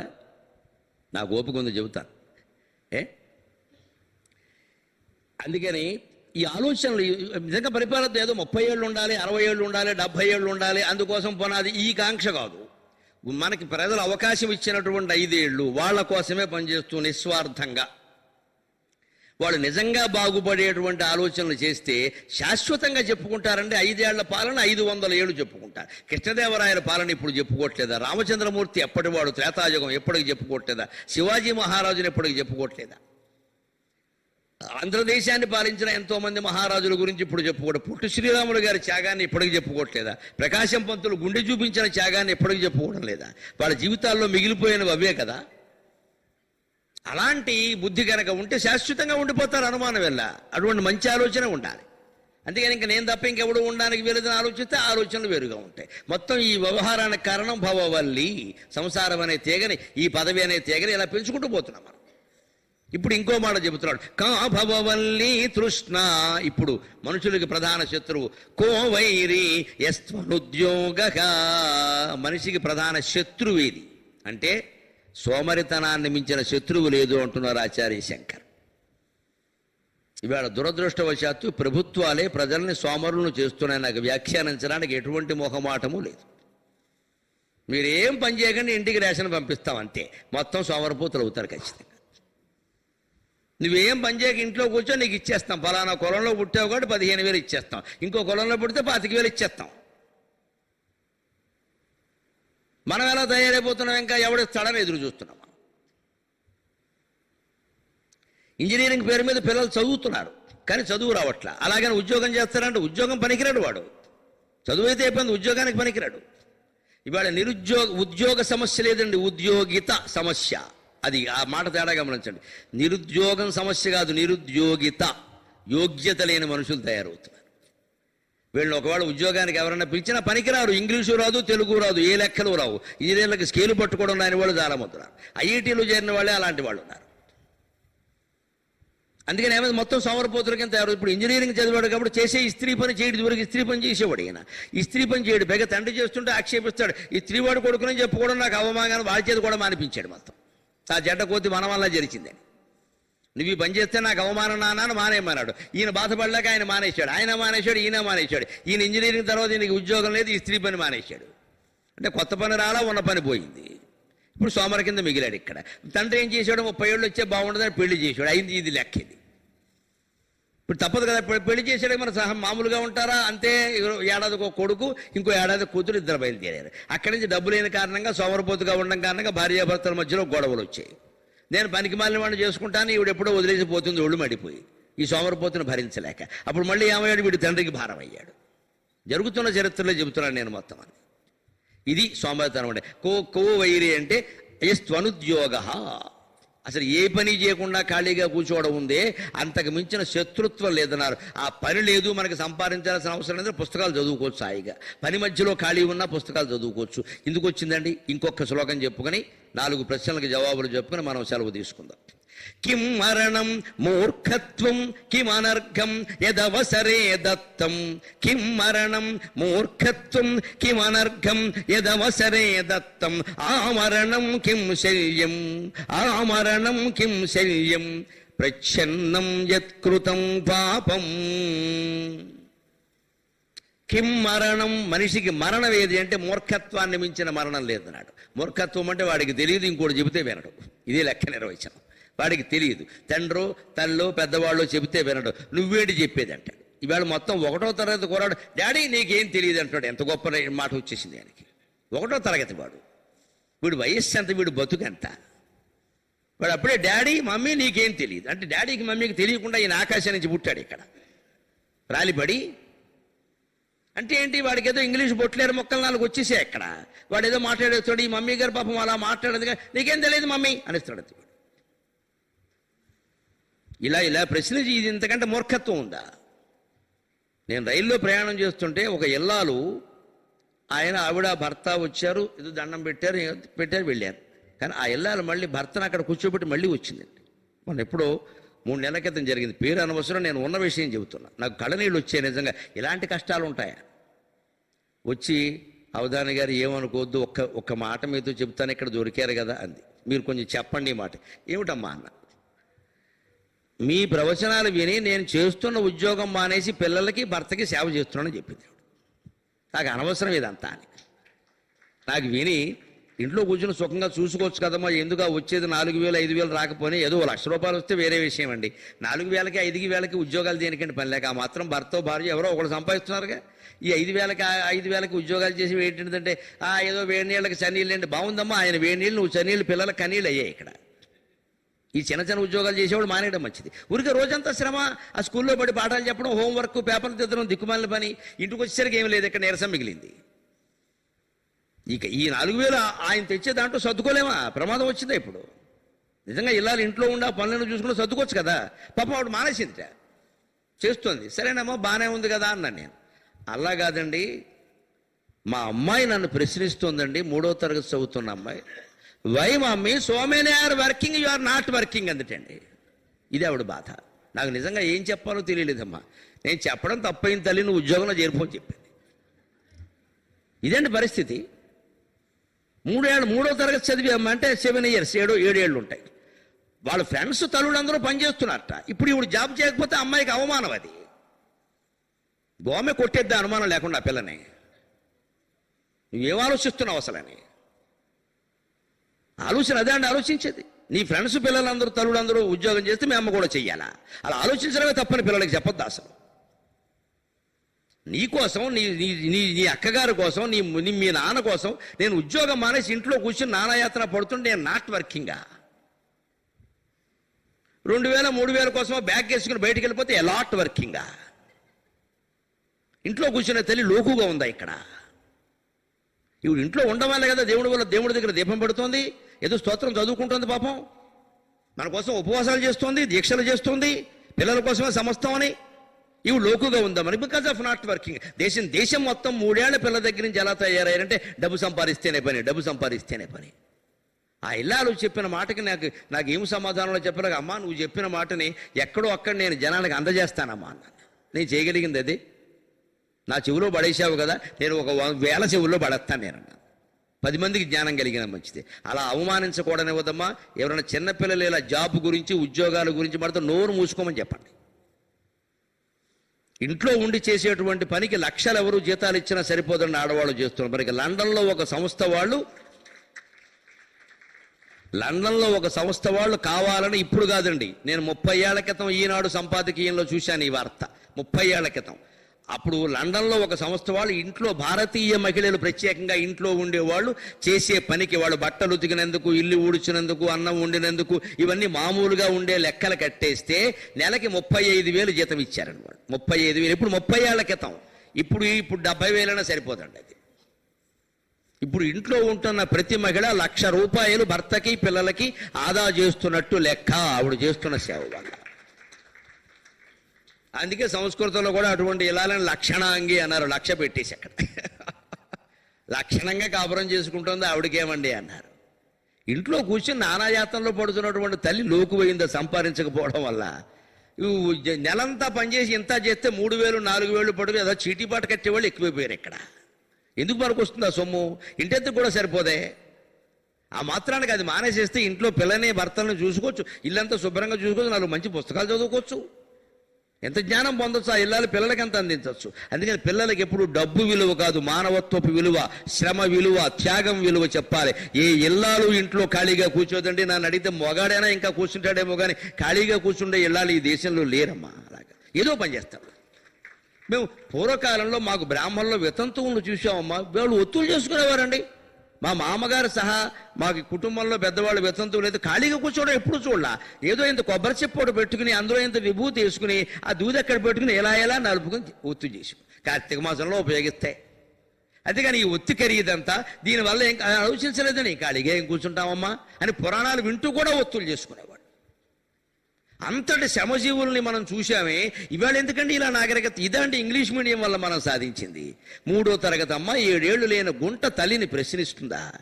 మీడియం ప్రభావం అమ్మ, అనుమానం ఎలా. విదేశీ భాషతో పాటు విదేశీ నాగరికత, విదేశీ సంస్కృతి తల్లిదండ్రులు నిలబెట్టి ప్రశ్నించడం కూడా వచ్చేసింది ఈ దేశంలో. దీనికి అడ్డుకట్ట వేయకపోతే మొత్తం జాతి నాశనం అయిపోతుంది. అసలు తల్లిని కానీ తండ్రిని కానీ పిల్ల ప్రశ్నించాలంటే ఎంత ధైర్యం ఉండాలండి. ప్రశ్నించడం అంత అవసరమా? వాళ్ళు ఎవరైనా అవినీతి పని చేశారా? తాగారా? తందనాలు ఆడారా? పిల్లల కోసం త్యాగాలు చేస్తుంటే వాళ్ళని ప్రశ్నిస్తారా? ఆ స్వేచ్ఛ పిల్లలకు అవసరమా? బొడ్డోడన వాళ్ళకి మనం గట్టిగా ఉండక జరుగుతుందమ్మా. ఇలాగా నువ్వు మీ నాన్న బతుకున్నారంటే నేనే కారణం, నోరు మూసుకోమని చెప్పండి. ఇలా ఎవరైనా పిల్లలు అడిగితే ఖచ్చితంగా. ఇంట్లో ఉండేవాళ్ళు లోకువయ్యారా? నా తల్లి కానీ నా అక్క చెల్లెళ్ళు కానీ ఎవరు కానీ, చివరికి మా అన్నదమ్ముల భార్యలు కానీ ఎవరు ఉద్యోగాలు చేయలేదండి. మా కుటుంబం శాంతంగా ఉన్నామంటే నా తల్లి కారణం, నా వదినల కారణం, నా అక్కయ్యల కారణం. వాళ్ళు ఎవరు ఉద్యోగాలు చేయాలి. ఇప్పుడు ఆధునికంగా ఉన్నవాడు నా భార్య సహా అవసరమేం లేదు. కానీ వాళ్ళు మేము ఇలా ఉన్నామంటే వాళ్ళే కారణం అండి. వాళ్ళని ఎంత గౌరవించాలి? ఉద్యోగం చేసేవాడు కంటే రెట్టింపు గౌరవించాలి. ఇంట్లో త్యాగం చేస్తుంది ఆవిడ. ఇది మనం నేర్పాలి ఖచ్చితంగా. ఎంతసేపు ఈ సోమరపోతున్నగా అసలు ఆ మాట తెలియదు ఎవరికి. కిం మరణం మూర్ఖత్వం. వాళ్ళ పిల్లల్లోనూ యువతరంలో వ్యాపించిన ఒక మూర్ఖత్వం ఏమిటి అంటే ఏదో వాళ్ళు అక్కడ ఏదో విన్నారు అదే నిజం అనుకుంటారు. అంతే ఇంట్లో చెప్పేది ఎక్కడెక్కడ. మా మూర్ఖత్వాన్ని మించినటువంటి మరణం లేదు. కిం మరణం అంటే మూర్ఖత్వం లెక్క. పైగా కిం అనర్ఘం, వెలకట్టలేనిది ఏది అంటే ఇది అవసరేదత్తం. మనకు అత్యవసరమైనప్పుడు ఎవరికైనా బంధుమిత్రుల్లో అత్యవసరమైనప్పుడు సకాలంలో మనం దానం చేసామనుకోండి, డబ్బు కానీ వస్త్రాలు కానీ వస్తువులు కానీ, అంతకు మించి వెలకట్టలేని దానం లేదా. సకాలంలో అంటే అర్థం ఏంటి? వాళ్ళు బట్టలు లేక ఇబ్బంది పడుతారని మనకు తెలిసినప్పుడు గౌరవంగా వాళ్ళని అవమానించగాదు, ఇంటికి పిలిచి శ్రావణ మాసం మొత్తం ఏదో అని బొట్టు పెట్టి చేరబెట్ట. ఎక్కడ మనం లేవని తెలిసిందే అనే మాట రాకూడదమ్మా. నువ్వు మొత్తేదివమ్మా, నీకు పెడితే మంచిది, మంగళవారం పూట మా ఇంటికి వచ్చావమ్మా అని పెడితే ఏమిటో నాకు నిజంగా లేదు, ఈవిడ పెట్టింది అని ఎంత కృతజ్ఞత ఉంటుందండి ఆవిడికి. ఇది కాలే అంటే. అలాగే ఆసుపత్రి. ఇవాళ వైద్యం అనేది పొరపాటున ఒక రోగం వచ్చిందంటే సంపాదించిన సంపాదన మొత్తం అయిపోయినట్టే లెక్క. అటువంటి అవసరాలు వచ్చినప్పుడు వైద్య వృత్తిలో ఉన్నవారు ఎవరైనా సరే నేను నీకు ప్రాణం పోయడానికి సిద్ధంగా ఉన్నాను, ఖర్చుల విషయం తర్వాత అని అనగలిగిన వైద్యులుంటే నేను శిరస్సు ఉంచి నమస్కారం చేస్తున్నానండి వాళ్ళకి. నేను నీ బాధ తగ్గించడానికి ప్రాణం పోయడానికి సిద్ధంగా ఉన్నాను, బిల్లు డబ్బు సంగతి తర్వాత చూద్దాం, ముందు ప్రశాంతంగా ఉండు. అందుకని ఆసుపత్రిలో చేరింది మొదలు బిల్లు మీద ఉండకూడదు దృష్టి, పేషెంట్ దృష్టి. ఇప్పుడు ఉందంటే వాడికి తగ్గదు. అది బాగానే చేస్తున్నారు కానీ డాక్టర్ గారు ఎంత ఎత్తారో అని వీడికి వీడియో వేసుకుంటాడు. ఇక్కడ ఈ బెంగ వల్ల ఎక్కువైపోతుంది, డాక్టర్ కూడా ఏం చేయలేడు. అంటే ముందు డాక్టర్ కల్పించవలసిన ధైర్యం ఏమిటి అంటే ఏం అవసరం లేదయా, మా ఆసుపత్రికి వస్తే తగ్గిపోయినట్టేనా, బలివాడివైన కూర్చో, నీకెందుకు నేను చూసుకుంటా, జపం చేసుకో అని చెప్పండి అంతే. అదే అవసరానికి దానం. అది ఏమాత్రం తగ్గించినా, వాళ్ళ పేద కుటుంబాల వాళ్ళు ఉంటారు, వాళ్ళ కోసం ఏమాత్రం తగ్గించినా అంతకంటే దానం లేదండి. ప్రాణం నిలబెడుతున్నాం తక్కువ ఖర్చుతో, ఇవాళ సాధ్యమేనా ఇది? అందుకని ఏది అనర్ఘమైన దానము అంటే కాలే అవసరే దత్తం, అవసరాన్ని గుర్తించి ఇచ్చిందే లెక్క అన్నాడు. ఇప్పుడు ఇంకొక మాట చెబుతున్నాడు, అది తెలుసుకుని మనం సెలవు తీసుకుందాం. ఆమరణం కిం శల్యం, మనిషిని చచ్చే వరకు బాధించేది ఏది, వదిలిపెట్టకుండా బాధించేది ఏదంటే ప్రచ్ఛన్నం యత్కృతం పాపం. ప్రచ్ఛన్నం అంటే దాచిపెట్టిన పాపం ఉందే, ఎవరికీ చెప్పకుండా అది జీవితాంతం శల్యంలా గుచ్చుకుంటూ ఉంటుందండి, ముళ్ళులా గుచ్చుకుంటుంది. చేసిన పాపం చెబితే పోతుందన్నారు, కానీ ఒక్క మాట చెబుతున్నా, మొహమాటలు అక్కడ చెబితే పోతుందన్నాం కదా అని పత్రికల వారిని పిలిచి చెప్పేయకండి, కొంపలు అంటుకుంటాయి. ఈ పాప క్షమాపణ పత్రాలు పూజారులకి చెప్పడం, వాళ్ళకి చెప్పడం హిందూ మతంలో ఉండవమ్మా. అలాగా దానికి గొప్ప పరిష్కారం ఏమిటో తెలుసా? భర్తకి కానీ, భార్యకి కానీ, పిల్లలకి కానీ ఎవ్వరికి చెప్పవలసిన అవసరం లేదు. మన జీవితంలో మనం ఏదో తప్పు చేశాం, వయస్సులో ఉండగా చేశామో, పెళ్ళయ్యాక చేశామో, అవసరం కోసం చేశామో, చాపల్యం కొద్దీ చేశామో, ఏదో చేశాం, పోనీయండి, మానవులం, చేస్తాం. తప్పు మానవుడు చెబితే ఎవడు చేస్తాడు? ఎవ్వరికి చెప్పకూడదు. చెప్పవలసింది భర్తకి, వాళ్ళకి, పిల్లలకి లేదా భార్యకి కాదండి. తర్వాత ఎక్కడో ఓ చోట తెప్పేస్తారమ్మా, ముఖ్యంగా ఎక్కడో ఓ చోట తెప్పిస్తారు. ఇంకా మొహమాటం లేకుండా చెబుతున్న మొగాడినే ఉండి కూడా భర్త చేసిన తప్పుని భార్య క్షమిస్తుందేమో కానీ భార్య చేసిన తప్పుని భర్త క్షమించడమ్మా, కొంపంటించేస్తాడు, అనుమానం లేదు. ఇంకా ఎప్పుడు అవకాశం దొరుకుతుందా తెప్పుదామా అని చూస్తాడు, చెప్పకూడదు. కానీ పాపం పోవాలి కదా, అందుకోసం మన ఇంట్లో పూజా మందిరం ఉంది, మనకి ఏకాంతం ఉంది. అమ్మవారి దగ్గర కూర్చోవాలి, శ్రీకృష్ణస్వామి దగ్గర కూర్చోవాలి. మీరు ఏ దేవుణ్ణి నమ్మితే ఆ దేవుడి దగ్గర కూర్చోండి. 2 చేతులు ఆ విఘ్నేశ్వర స్వామి పాదాల మీద, ఆ శ్రీకృష్ణుడి పాదాల మీద పెట్టండి. నా ధర్మనిష్టోస్మి నాత్మవేదీ న భక్తిమాన్ త్వచ్చరణారవిందే అకించనో నాణ్యగతి శరణ్యక త్వత్పాదయుగ్మం శరణం ప్రపద్యే, త్వత్పాదయుగ్మం శరణం ప్రపద్యే అని ఒక్క నమస్కారం చెప్పండి. సాక్షి వ్యాసాల్లో పానుగంటి లక్ష్మీనరసింహరావు గారు రాస్తాడు ఈ శ్లోకాన్ని. నేను రోజు పొద్దున నా పూజ కాగానే మా ఇంట్లో వినాయకుడు బొమ్మ ఉంటుంది నా పూజా మందిరంలో, ఆ వినాయకుడు 2 కాళ్ళు పట్టుకుని ఈ శ్లోకం చదువుకుంటాను. నా ధర్మనిష్టోస్మి, నాకేమీ ధర్మనిష్ట లేదు, నేను చేసిన తప్పులు ఉన్నాయి, నీకు తెలుసు, నాకు తెలుసు, లోకానికి తెలియకపోయినా. నా ఆత్మవేది, అంత గొప్ప ఆత్మజ్ఞానం ఏం కాదు, నా కర్మ ప్రణాళిక అంతా నశించిందని నేను చెప్పలేను, నాకు తెలియదు ఆ విషయం. నా భక్తిమాన్ త్వచ్చరణారవిందే, కనీసం ఓ గణపతి స్వామి నీ పాదాల యందు నాకంత అకుంఠితమైన భక్తి కూడా ఏం లేదయ్యా, నిజం చెబుతున్నాను. నేను ఏదో మాటలు చెప్పాలి కాబట్టి భక్తి చెబుతున్నామంతే, నిజంగా ఉండేలేదో నా హృదయానికి తెలుసునమ్మా, మీకేం తెలుసు, ఉందనే అనుకుంటారు మీరు. నా భక్తిమాన్ త్వచ్చరణారవిందే అకించనగా, నాకంటే పేదవాడు, నాకంటే దరిద్రుడు, నాకంటే పాపాత్ముడు ఇంకెవడూ ఉండడయ్యా.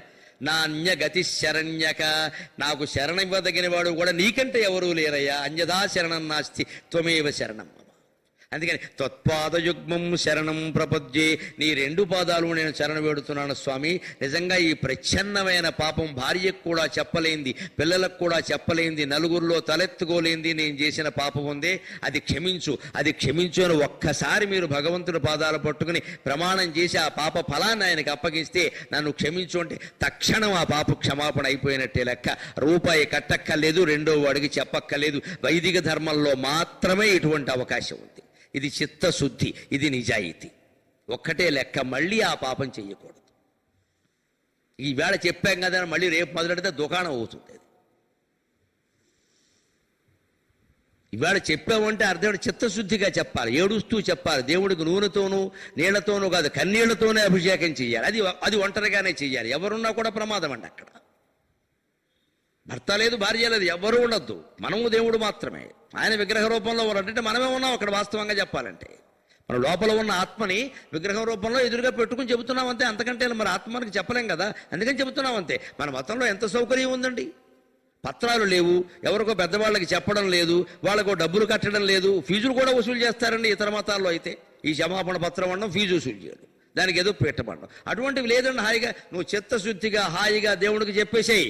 ఎవరికి చెప్పగల, దేవుడికి చెప్పడం అంటే పైకి చెప్పక్కల్లా, కాగితం మీద రాయకల ప్రమాదం. ఆ కాగితం మళ్ళీ ఎవడో చూస్తాడు. ఆ కాగితాన్ని అక్కడ 3 రోజులు పెట్టడం, ఆ కాగితం మళ్ళీ ఏకాదశి నాడు, ఇంత సెట్టింగ్ అవసరం లేదు అక్కడ. నీ మనసులో అనుకున్నావు కదా, తెలుసును కదా అదేమిటో, ఏదో చేశావు, చాపల్యం అయిపోయింది. ఈవేళ బయట పడితే నా బతుకు బండలు అవుతుంది, కానీ నేను ఇంకా చెయ్యను అని భగవంతుని పాదాలు పట్టుకుని వేడి ఇంకా చేయకుండా ఉంటే ఆ క్షణంతో ఆ పాపం పోయినట్టే లెక్క.